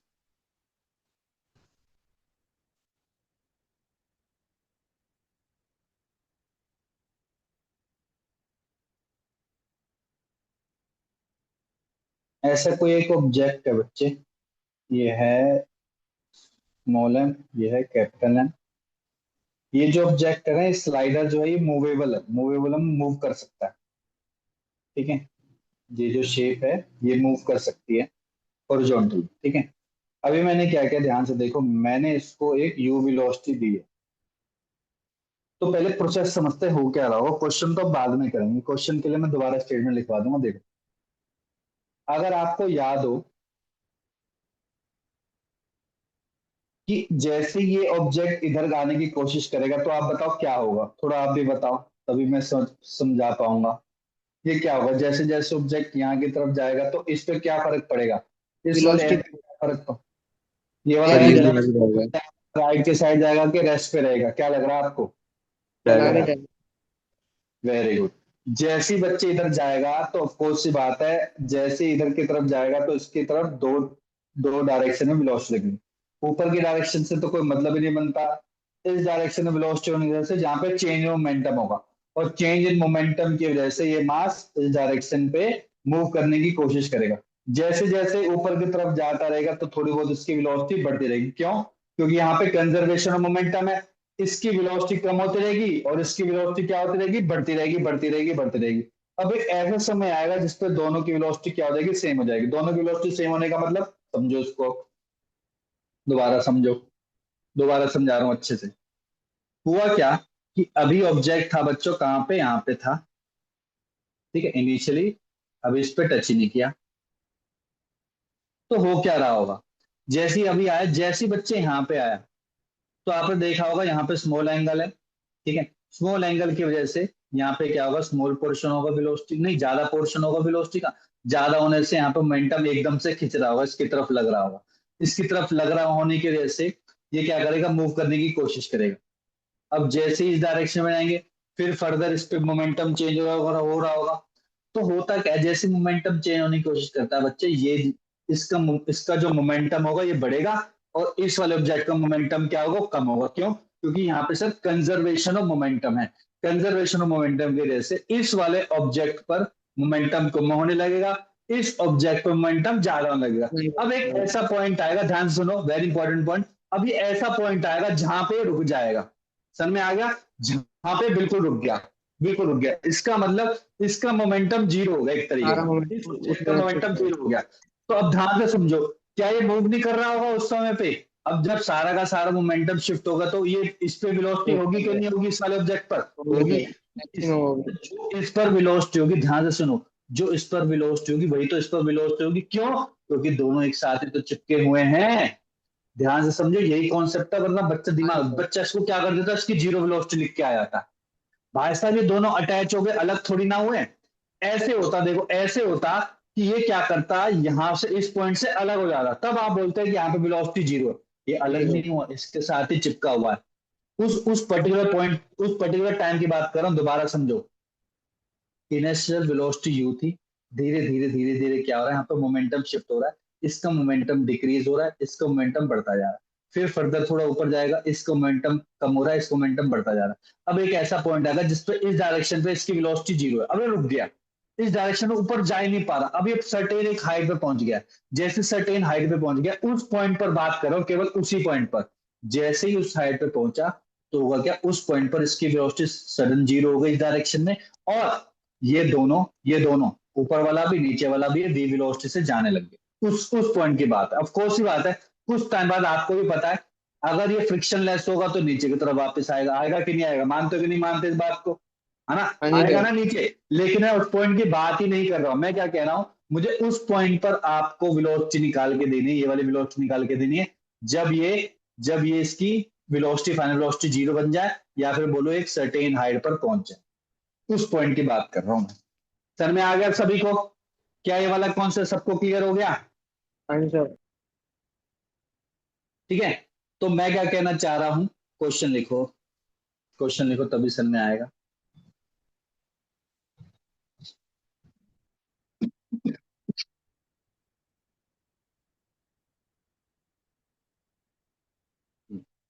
क्वेश्चन ऐसे लिखो, the object having mass small m, the object having mass small m is trying to reach at the top of the wedge surface, at top of the wedge smooth surface, smooth लिख दोगे तो ठीक रहेगा, smooth surface. What should be the maximum height this object can reach? What should be the maximum height this object can reach if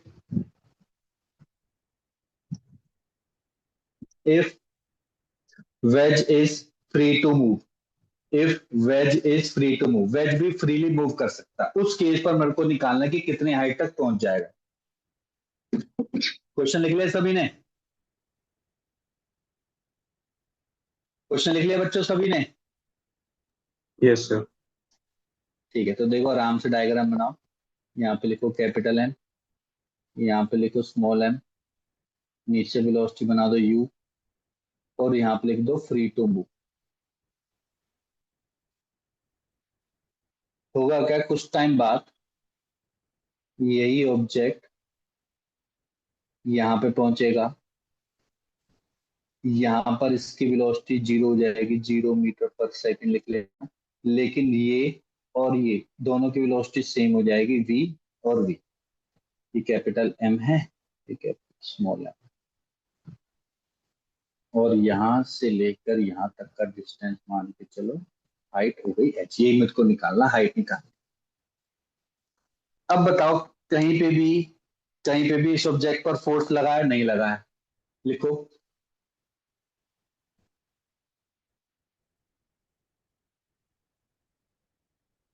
ये भी smooth है और ये भी स्मूथ सरफेस है। अब लिखते हैं यहाँ पे there is no external force so P I equal to P F. Sir P I क्या है? केवल यही मूव कर रहा था, ये तो मूव नहीं कर रहा था, तो मैं बोलूंगा m u plus capital M into zero equals to, बाद में क्या हुआ देखो, एक सर्टेन हाइट पे पहुंचे हुआ, दोनों के दोनों सेम वेलोसिटी से ट्रेवल कर रहे हैं, तो हो जाएगा m v capital M v. Sir में आ गया? तो इस v की वैल्यू क्या होगी? Small m capital M into v equals to m into u. तो v की वैल्यू आ गई m u divide by small m plus capital. Equation यहां तक क्लियर हो गया सभी को? यस और नो? Yes sir. अब जो m2 है ये कैपिटल है, अपने आप कैसे मूव करने लगे? इसको कुछ ना कुछ तो एनर्जी मिली होगी। इससे ने दी एनर्जी सर स्मॉल m ने, तो डेफिनेटली यहाँ पे क्या यूज होगा हमेशा? Total mechanical energy conservation. Total mechanical energy conservation जो कि कहता है यू आई के आई यू एफ के। यू आई क्या है? ऑब्जेक्ट ऊपर की तरफ चढ़ा ही नहीं, ऊपर की तरफ चढ़ा ही नहीं तो जीरो है। इनिशियल है इसकी, ये तो मूव कर रहा था ना एक्चुअली, तो इसकी क्या हो जाएगी बच्चे? Half m u square q f. ये पहुंच गया ऊपर, ऊपर पहुंच गया तो डेफिनेटली इसके पास क्या आ गई? एनर्जी आ गई, जो कि एनर्जी आई आपके पास एम, क्योंकि स्मॉल है ना, ये वाला पहुंचा m g h plus final energy. अब देखो ये दोनों एक तरीके की एक ही बॉडी माने जाएंगे, तो ये क्या हो जाएगा? हाफ, ध्यान से देखो, half m plus capital M v square. Sir में आ गया? क्या ये पॉइंट सबको समझ में आ गया? देख लो, अभी भी कोई डाउट है तो, अगर डाउट है तो पूछ लो तुरंत। सर में आ गया बच्चों? यस और नो?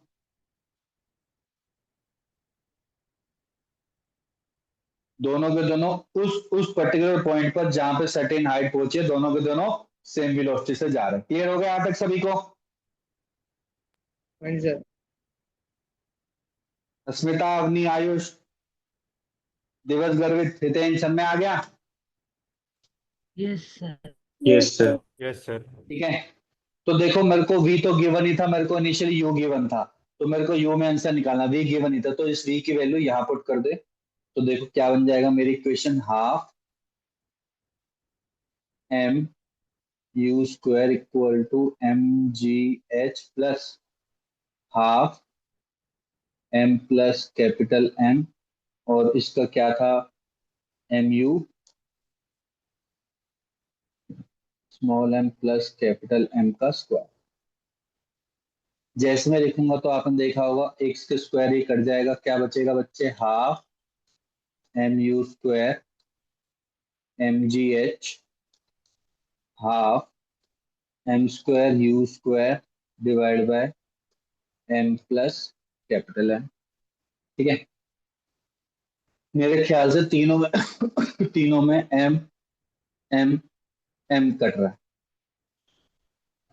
टू को मैं इधर लेके जा रहा हूँ, तो यहाँ बच गया यू स्क्वायर, इसको मैं इधर लेके जा रहा हूँ माइनस के you square m divide by small m plus capital M, क्योंकि यहाँ पे दो स्क्वायर था ना तो एक बच गया, equal to two ji h. ये वाला टू दोनों को मैं लेके मैं यहाँ पे ले गया। अब बस एच की वैल्यू निकालने, तो देखो पहले एलसीएम ले लो, यहाँ पे small m plus capital M, m plus capital M minus small m bracket में U square equal to two ji H. m से m कटा, रिजल्टेंट आ गया, फाइनल h की वैल्यू आ गई m यू स्क्वायर अपॉन में m plus m into 2g।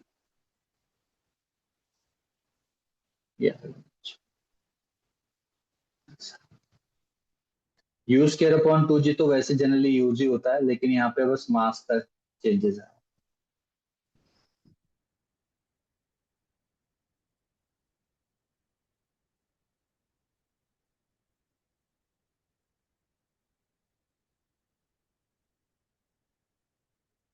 लिख लिए बच्चे यहाँ तक?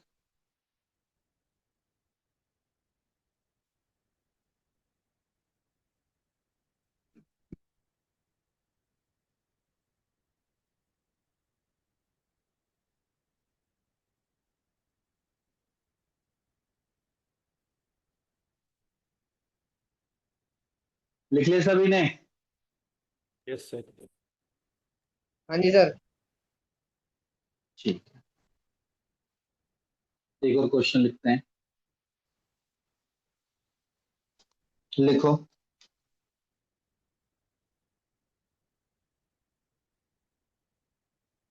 ए बॉल इज प्रोजेक्टेड, ऐसे लिखो, a ball is projected with velocity u at angle theta with horizontal. A ball is projected with velocity u, initial velocity u, at angle theta with horizontal, या फिर surface, जो भी लिखना horizontal से है। At maximum height, at maximum height, ball explodes. Ball क्या हो गई? एक्सप्लोड हो गई। Ball explodes into two equal parts, into two equal parts, two equal parts having same mass। Equal part का मतलब सेम मास। तो जो भी था, अगर 2m मानोगे तो mm है, m मानोगे तो m/2 m/2। ठीक है, अब लिखो यहाँ पे, one part comes at rest instantaneously, one part comes at rest instantaneously, then what will be the range of other part? Then what will be the range of other part? बहुत ही अच्छा question है और बहुत easy भी है, लेकिन concept बहुत सारे इसके अंदर। लिख लिया सभी ने? क्वेश्चन लिख लिया? Yes, sir. अब ध्यान से समझो, देखो स्टेप बाय स्टेप, क्योंकि यहाँ पे बॉडी अलग हो गई है, तो यहाँ पे कंजर्वेशन ऑफ मोमेंटम का कॉन्सेप्ट यूज होगा। बाकी डेफिनेटली प्रोजेक्टाइल का तो कॉन्सेप्ट यूज होगा ही होगा। मान के चलो कि ये बॉल है, ठीक है, इस बॉल को मैंने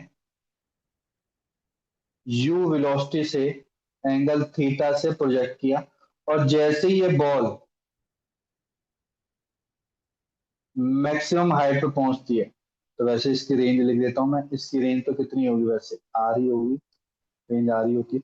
जैसे वो मैक्सिमम हाइट पे पहुंचा, तो इसके दो पार्ट हो गए। दो पार्ट होने का मतलब, एक पार्ट ये रहा बच्चों, एक पार्ट ये रहा। बस थोड़ा सा दूर दिखा रहा हूं ताकि पता रहे। ठीक है, तो एक पार्ट तो क्या होगा? रेस्ट पे आ गया, तुरंत रेस्ट पे आएगा, तो बच्चे नीचे की तरफ जाएगा, नहीं जाएगा? यस और नो? तुरंत नीचे की तरफ जाएगा, रेस्ट पर आ गया बिल्कुल। इसका जो मास है m/2, और इसका मास हो गया m/2, और ये क्या हो गया बच्चे? ये मास है m। ठीक है, लिख लिया सभी ने? हाँ जी सर। अब मुझे बताओ, बिफोर एक्सप्लोडिंग,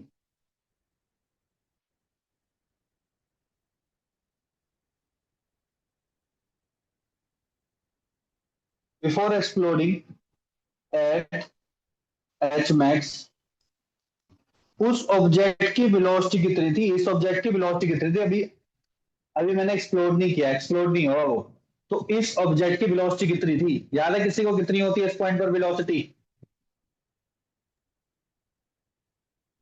उस ऑब्जेक्ट की वेलोसिटी कितनी होती है, याद है किसी को? U cos theta. u cos theta। हाँ, यू cos थीटा, क्योंकि वो तो जीरो हो जाती है। आपको पता है केवल क्या रहती है इसके अंदर? You u cos cos theta रहती है। तो अब बोलोगे at max the object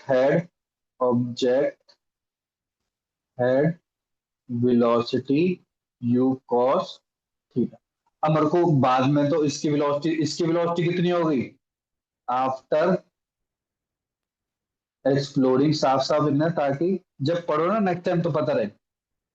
one part has velocity 0,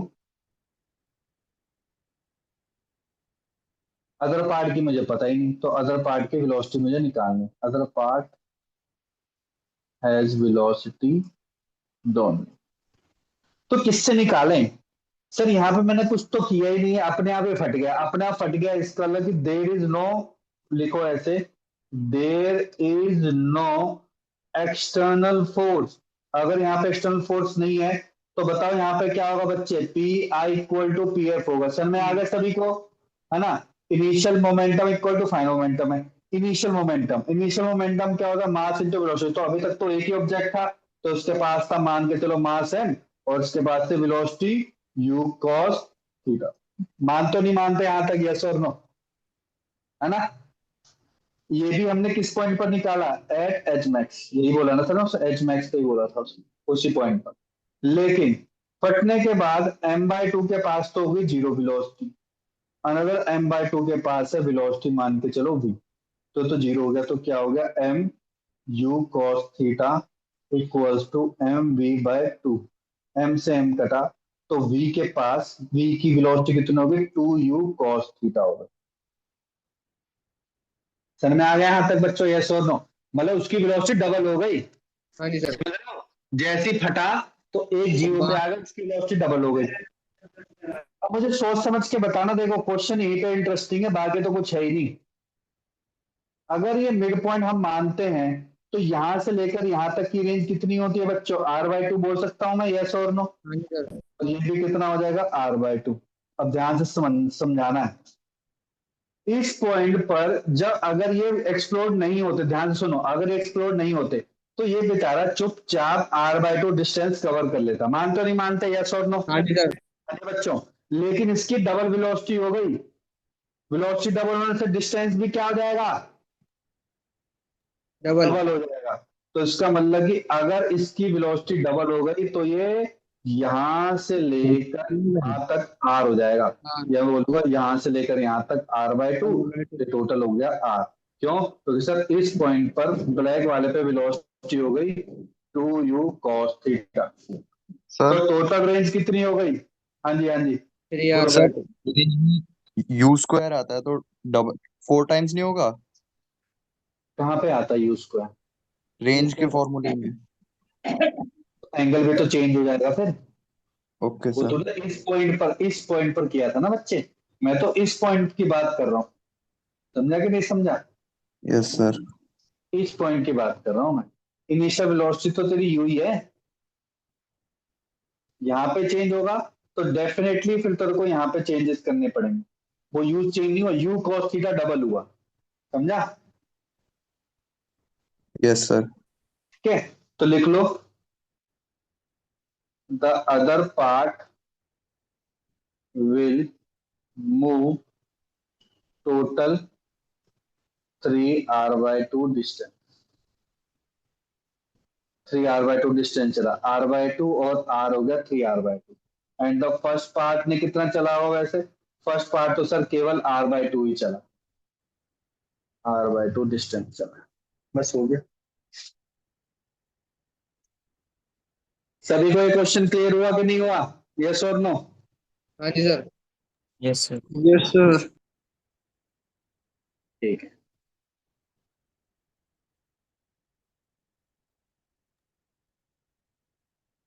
अगला छोटा सा पार्ट स्टार्ट कर रहे हैं, बस नया पार्ट।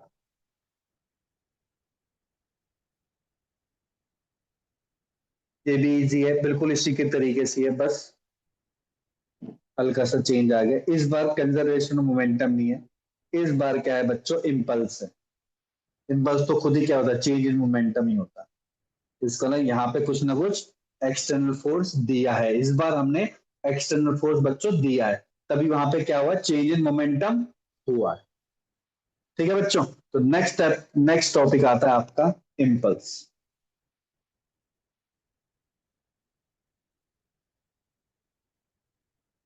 इम्पल्स क्या कहता है, देखो इम्पल्सिव क्या होता है, जैसे कई कई बार आपने सुना इम्पल्सिव नेचर, इतने छोटे टाइम पे इतना ज्यादा गुस्सा करता है, फिर अचानक से शांत हो जाता है। ठीक है, फिर गुस्सा करता है, फिर शांत होता है। इम्पल्सिव नेचर, इम्पल्सिव का मतलब क्या होता है, when you provide a large amount of force for very short duration, और जैसे मैं फोर्स अप्लाई करूंगा तो उसका मोमेंटम क्या हो जाएगा बच्चों, उसका मोमेंटम चेंज हो जाएगा। क्या ये बात समझ में आ गई?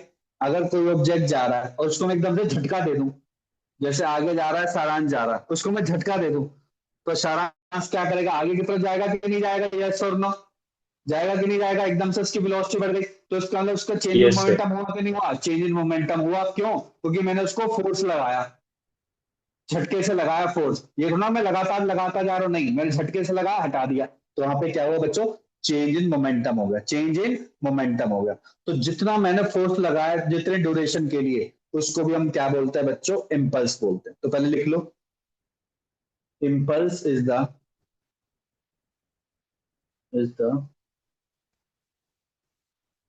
change in momentum of a body, that is it is represented by j, vector quantity होती है बच्चों ये। मोमेंटम, चेंज इन मोमेंटम मतलब मोमेंटम की यूनिट होगी, मोमेंटम की यूनिट होगी तो क्या होगी बच्चों, केजी मीटर पर सेकेंड kg। यूनिट होगी, है ना? ये तो हम सब पढ़ चुके हैं। तो इम्पल्स होता क्या है, अभी आपने बताया सर, इम्पल्स होता है चेंज इन मोमेंटम, जिसको हम बच्चे जे से रिप्रेजेंट करते हैं। तो चेंज मोमेंटम क्या हो गया बच्चों, P F minus P F. Sir ये हमने ना कहीं पढ़ा हुआ है, कहाँ पढ़ा हुआ सर? चेंज मोमेंटम अगर मान के चलो एम वी है, एम यू है, तो ये हमने कहीं ना कहीं पढ़ा हुआ है, याद करो। सर हमने पढ़ा था फोर्स इक्वल टू होता है m v minus m u upon में टी। तो चेंज मोमेंटम क्या हो गया यहाँ पे, एफ इंटू टी के बराबर है। समझ में आ गया सभी को? हाँ जी सर।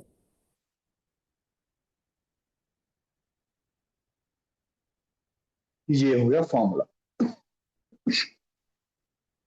ये तब है जब फोर्स मेरा कांस्टेंट है, ध्यान से लिख लो यहाँ पे, व्हेन फोर्स इज कांस्टेंट।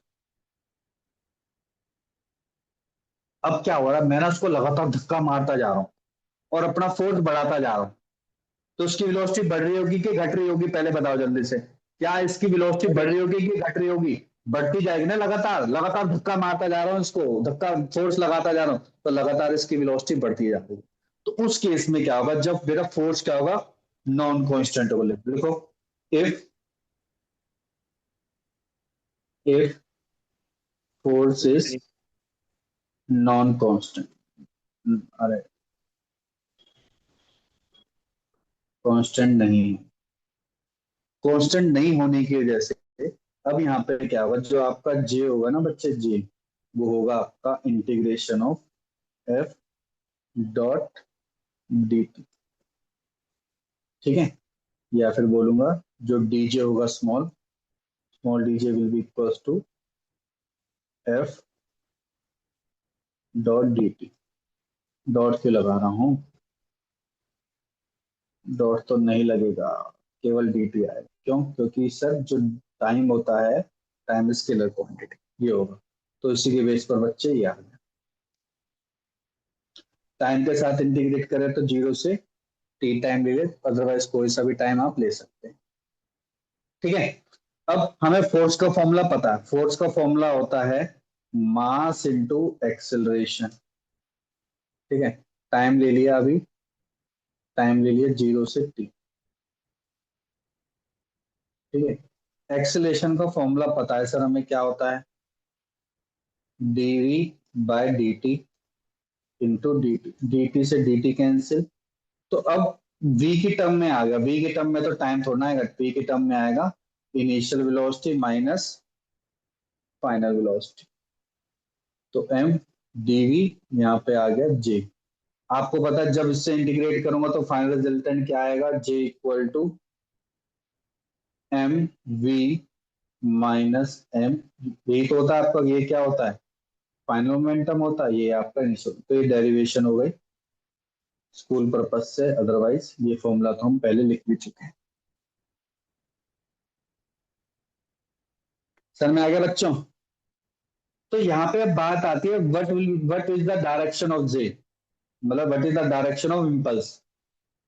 तो लिखो the direction of impulse depends on two thing, either of the two, या तो फोर्स की डायरेक्शन पे अलोंग डायरेक्शन ऑफ फोर्स, या फिर in the direction of change in momentum, in the direction of change in momentum. क्या ये point सबको clear हो गया? यस और नो? क्लियर हो गया बच्चों सभी को? हाँ जी सर। अब इसके 2-3 क्वेश्चन है इजी इजी, जल्दी से वो निपटाते हैं। देखो कितने आसान क्वेश्चन है, आप खुद ही बोलोगे आसान ही क्वेश्चन आते हैं इसमें। तो देखो देखो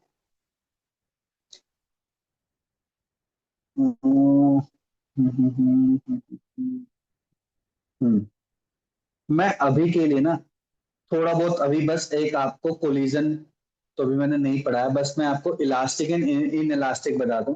इलास्टिक में क्या होता है, वेलोसिटी में कोई चेंजेस नहीं आते, मतलब कि जितने वेलोसिटी से टकराए ना उतनी वेलोसिटी से वापस बाउंस बैक करता है, बस इतना याद रखना है। जितनी वेलोसिटी से टकराया है उतनी ही वेलोसिटी से बाउंस बैक करेगा, अदरवाइज प्रैक्टिकली ऐसा पॉसिबल नहीं है। क्यों? क्योंकि आपको पता है जैसी बॉल, जितनी बॉल आपको पता है, जितनी भी बॉल को अगर मैं नीचे की तरफ लेके जाऊंगा तो वापस तो केवल इतनी हाइट तक ही तो पहुंचती है। मानते हो कि नहीं मानते? यस और नो? है ना? अगर इस जितने वेलोसिटी से टकराया है उतनी वेलोसिटी से ऊपर चला गया तो वापस सेम हाइट पे पहुंच जाएगा ये। पर ऐसा पॉसिबल है? Practical case, practical case possible ही नहीं है। लेकिन मैं अभी वही वाला ही केस लेके चल रहा हूँ, आइडल केस। ठीक है? ठीक है बच्चों, इलास्टिक कोलिजन आपने पढ़ा भी होगा स्कूल में, पर अभी मैं आपको इलास्टिक ही बता, बेसिक क्वेश्चन बता।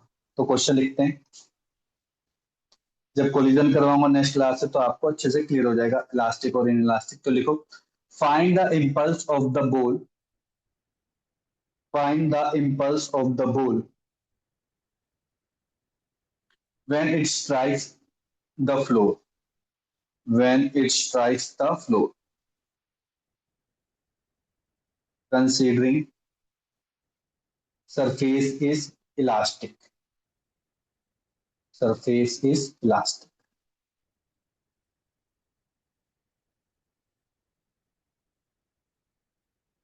अब आपको पता है क्या मैं वेलोसिटी निकाल सकता हूँ? क्यों नहीं निकाल सकता हूँ? इनिशियल वेलोसिटी इसकी 0 तो मैं फाइनल वेलोसिटी निकाल सकता हूँ, मेरे को पता है। बिफोर लिखोगे, before, before striking, before just striking लिखना, जस्ट, जस्ट स्ट्राइकिंग। तो आप लिखोगे v square minus u square equal to 2as। V क्या है? नीचे की तरफ नेगेटिव है, यू आपका 0 है, एक्सलेशन आपका नेगेटिव है, और ये माइनस एच भी नीचे की तरफ है तो नेगेटिव है। तो हो गया 2gh वी स्क्वायर, 2 × 20 × 10, तो वी की वैल्यू होगी बच्चे 20 मीटर पर सेकेंड। कोई डाउट यहां तक किसी को भी? किसी को भी डाउट है? अब एक डायग्राम बनाना है आपको, मुझे बताओ, ये सरफेस है मेरा, जब बॉल स्ट्राइक करने से पहले, स्ट्राइक करने से पहले इसकी वेलोसिटी नीचे की तरफ थी कि नहीं? यस और नो? आप बनाओगे बिफोर स्ट्राइकिंग, यहाँ पे बिफोर स्ट्राइकिंग। लेकिन आफ्टर स्ट्राइकिंग क्या होगा? क्योंकि यहाँ पे कोलिजन है तो ये ऊपर की तरफ जाएगा। कितने वेलोसिटी से, ये कितने वेलोसिटी से टकराया था? आप बोलोगे 20 मीटर पर सेकेंड वेलोसिटी। तो ये कितने वेलोसिटी से जा रहा है? सर ये 20 मीटर पर सेकेंड वेलोसिटी से ही जा रहा है। क्यों? क्योंकि सर मैंने क्या माना है? Perfectly elastic. क्या माना है? मैंने इलास्टिक फ्लोर। क्या ये बात सबको क्लियर होगी कि नहीं हुई? यस और नो? क्या ये बात सबको क्लियर हो गई? Yes, sir. अब तो बात ही खत्म। बहुत ही सिंपल क्वेश्चन होगा सर, कैसे? देखो इम्पल्स होगा चेंज इन मोमेंटम। इसका, हाँ इसका इम्पल्स कोई बताओ, इनिशियल इम्पल्स कितना होगा? नीचे की तरफ है, मास है 200 ग्राम, 0.2, और नीचे की तरफ है तो -20, क्योंकि वेक्टर क्वांटिटी है तो इसकी वैल्यू होगी -4। इसका देखो पी है मास है 0.2, ऊपर की तरफ जा रहा है तो +20, तो कितना हो गया बच्चे? 4। ठीक है। इम्पल्स क्या होता है? इम्पल्स इम्पल्स होता है पी एफ - पी वेक्टर का ध्यान रखना है। पी एफ है 4, माइनस के पी नीचे है -4, minus minus will become 8 kg metre पर सेकंड। बस खत्म क्वेश्चन। क्लियर हुआ कि नहीं हुआ? सभी को क्लियर हो गया अच्छे से? हाँ जी बच्चों। हाँ जी सर। Yes sir. Yes, sir. ठीक है, अवनी, आयुष क्लियर है? लक्ष्य, लीजा, मारुल, ठीक है। यस। अब इतना आसान क्वेश्चन आना तो पॉसिबल तो है, पर इससे छोटा सा एडवांस लेवल देखो कितना इजी क्वेश्चन है। अगर आप थोड़ा सोच सको तो सरफेस ये है, अगेन इलास्टिक ले लिया मैंने, ठीक है। इस बार जो बॉल टकरा रही है वो ऑब्लिकली टकरा रही है, ऑब्लिकली एक एंगल के साथ टकरा रही है, और फिर एक एंगल के साथ जा रही है ऐसे। और एग्जामिनर भी चालाक है, एग्जामिनर कह रहा है ये एंगल है ना, जो ये एंगल है, ये एंगल दे दे 37, इसका निकालना है चेंज इन मोमेंटम निकालना है। क्या निकालना है? और ये दे दिया 0.5 kg है। तो ये बोल दे यही डायग्राम है, ऐसे टकरा रहा है सरफेस से, निकालना है चेंज इन मोमेंटम। बस ये बोल दिया। अब इसको स्टेप बाय स्टेप करते हैं, देखो आराम से करते हैं। सर अंदर वाले एंगल का हाफ करेंगे निकल जाएगा वो। दिख तो जाएगी, ठंड तो रख ले। 57 है। ये कितना एंगल होगा?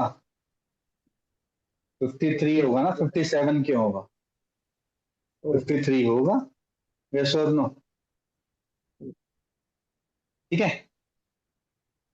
और ये क्या हुआ? टोटल इंटरनली रिफ्लेक्ट हो गया। क्वेश्चन में लिख लेना totally internal reflect, totally reflect हो गया।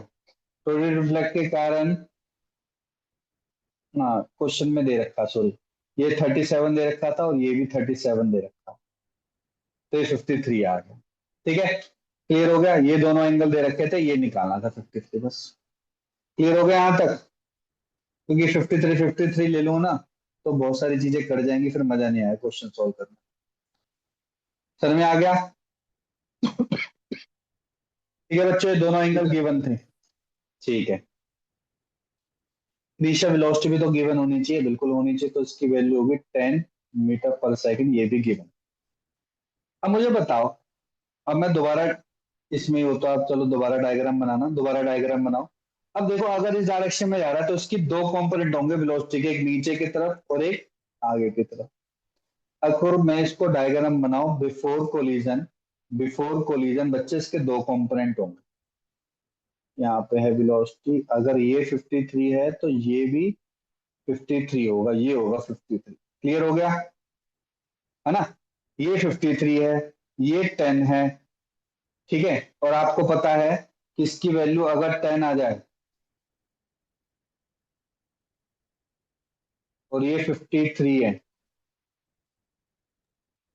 ठीक है, तो आपको पता है कि cos 53 क्या होता है? cos 53 होता है 3/5, 3/5, मतलब कि ये 5 वाला डबल हो गया, तो ये कितना हो जाएगा? 6। ये कितना हो जाएगा बच्चे? 8। सन में आ गया?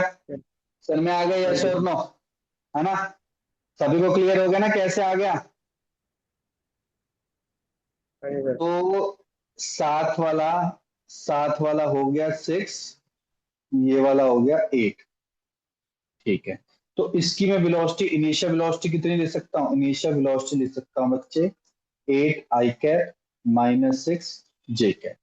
तो इसी बेस पर इनिशियल मोमेंटम कितना हो गया?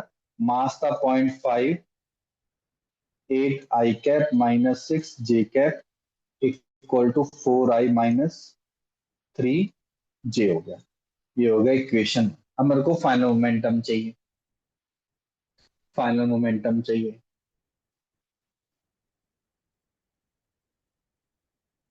फाइनल मोमेंटम के लिए भी तो वेलोसिटी गिवन था। हाँ, आधा क्वेश्चन लिख रहा था मैंने, यहाँ पे लिख लो 5 मीटर पर सेकंड, ये भी गिवन है।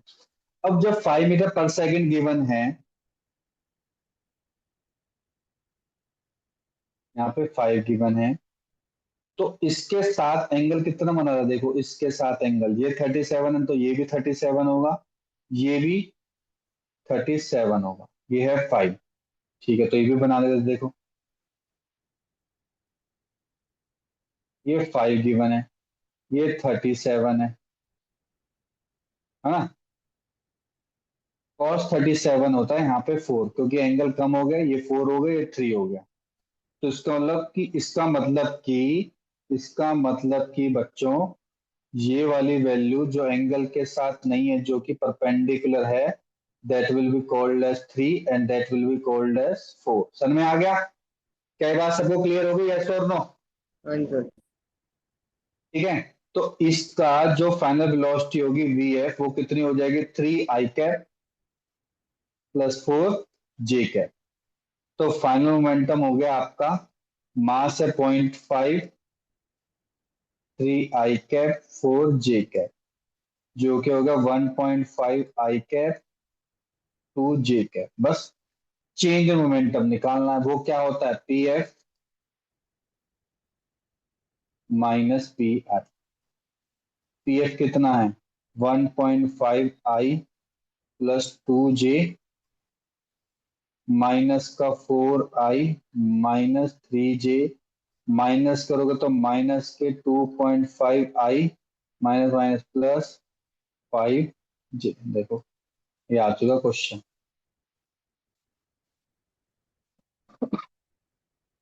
केजी मीटर पर सेकेंड।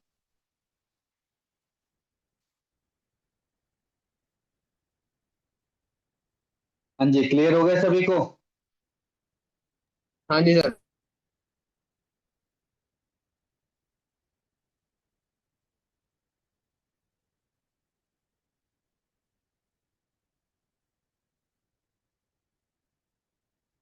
ठीक है,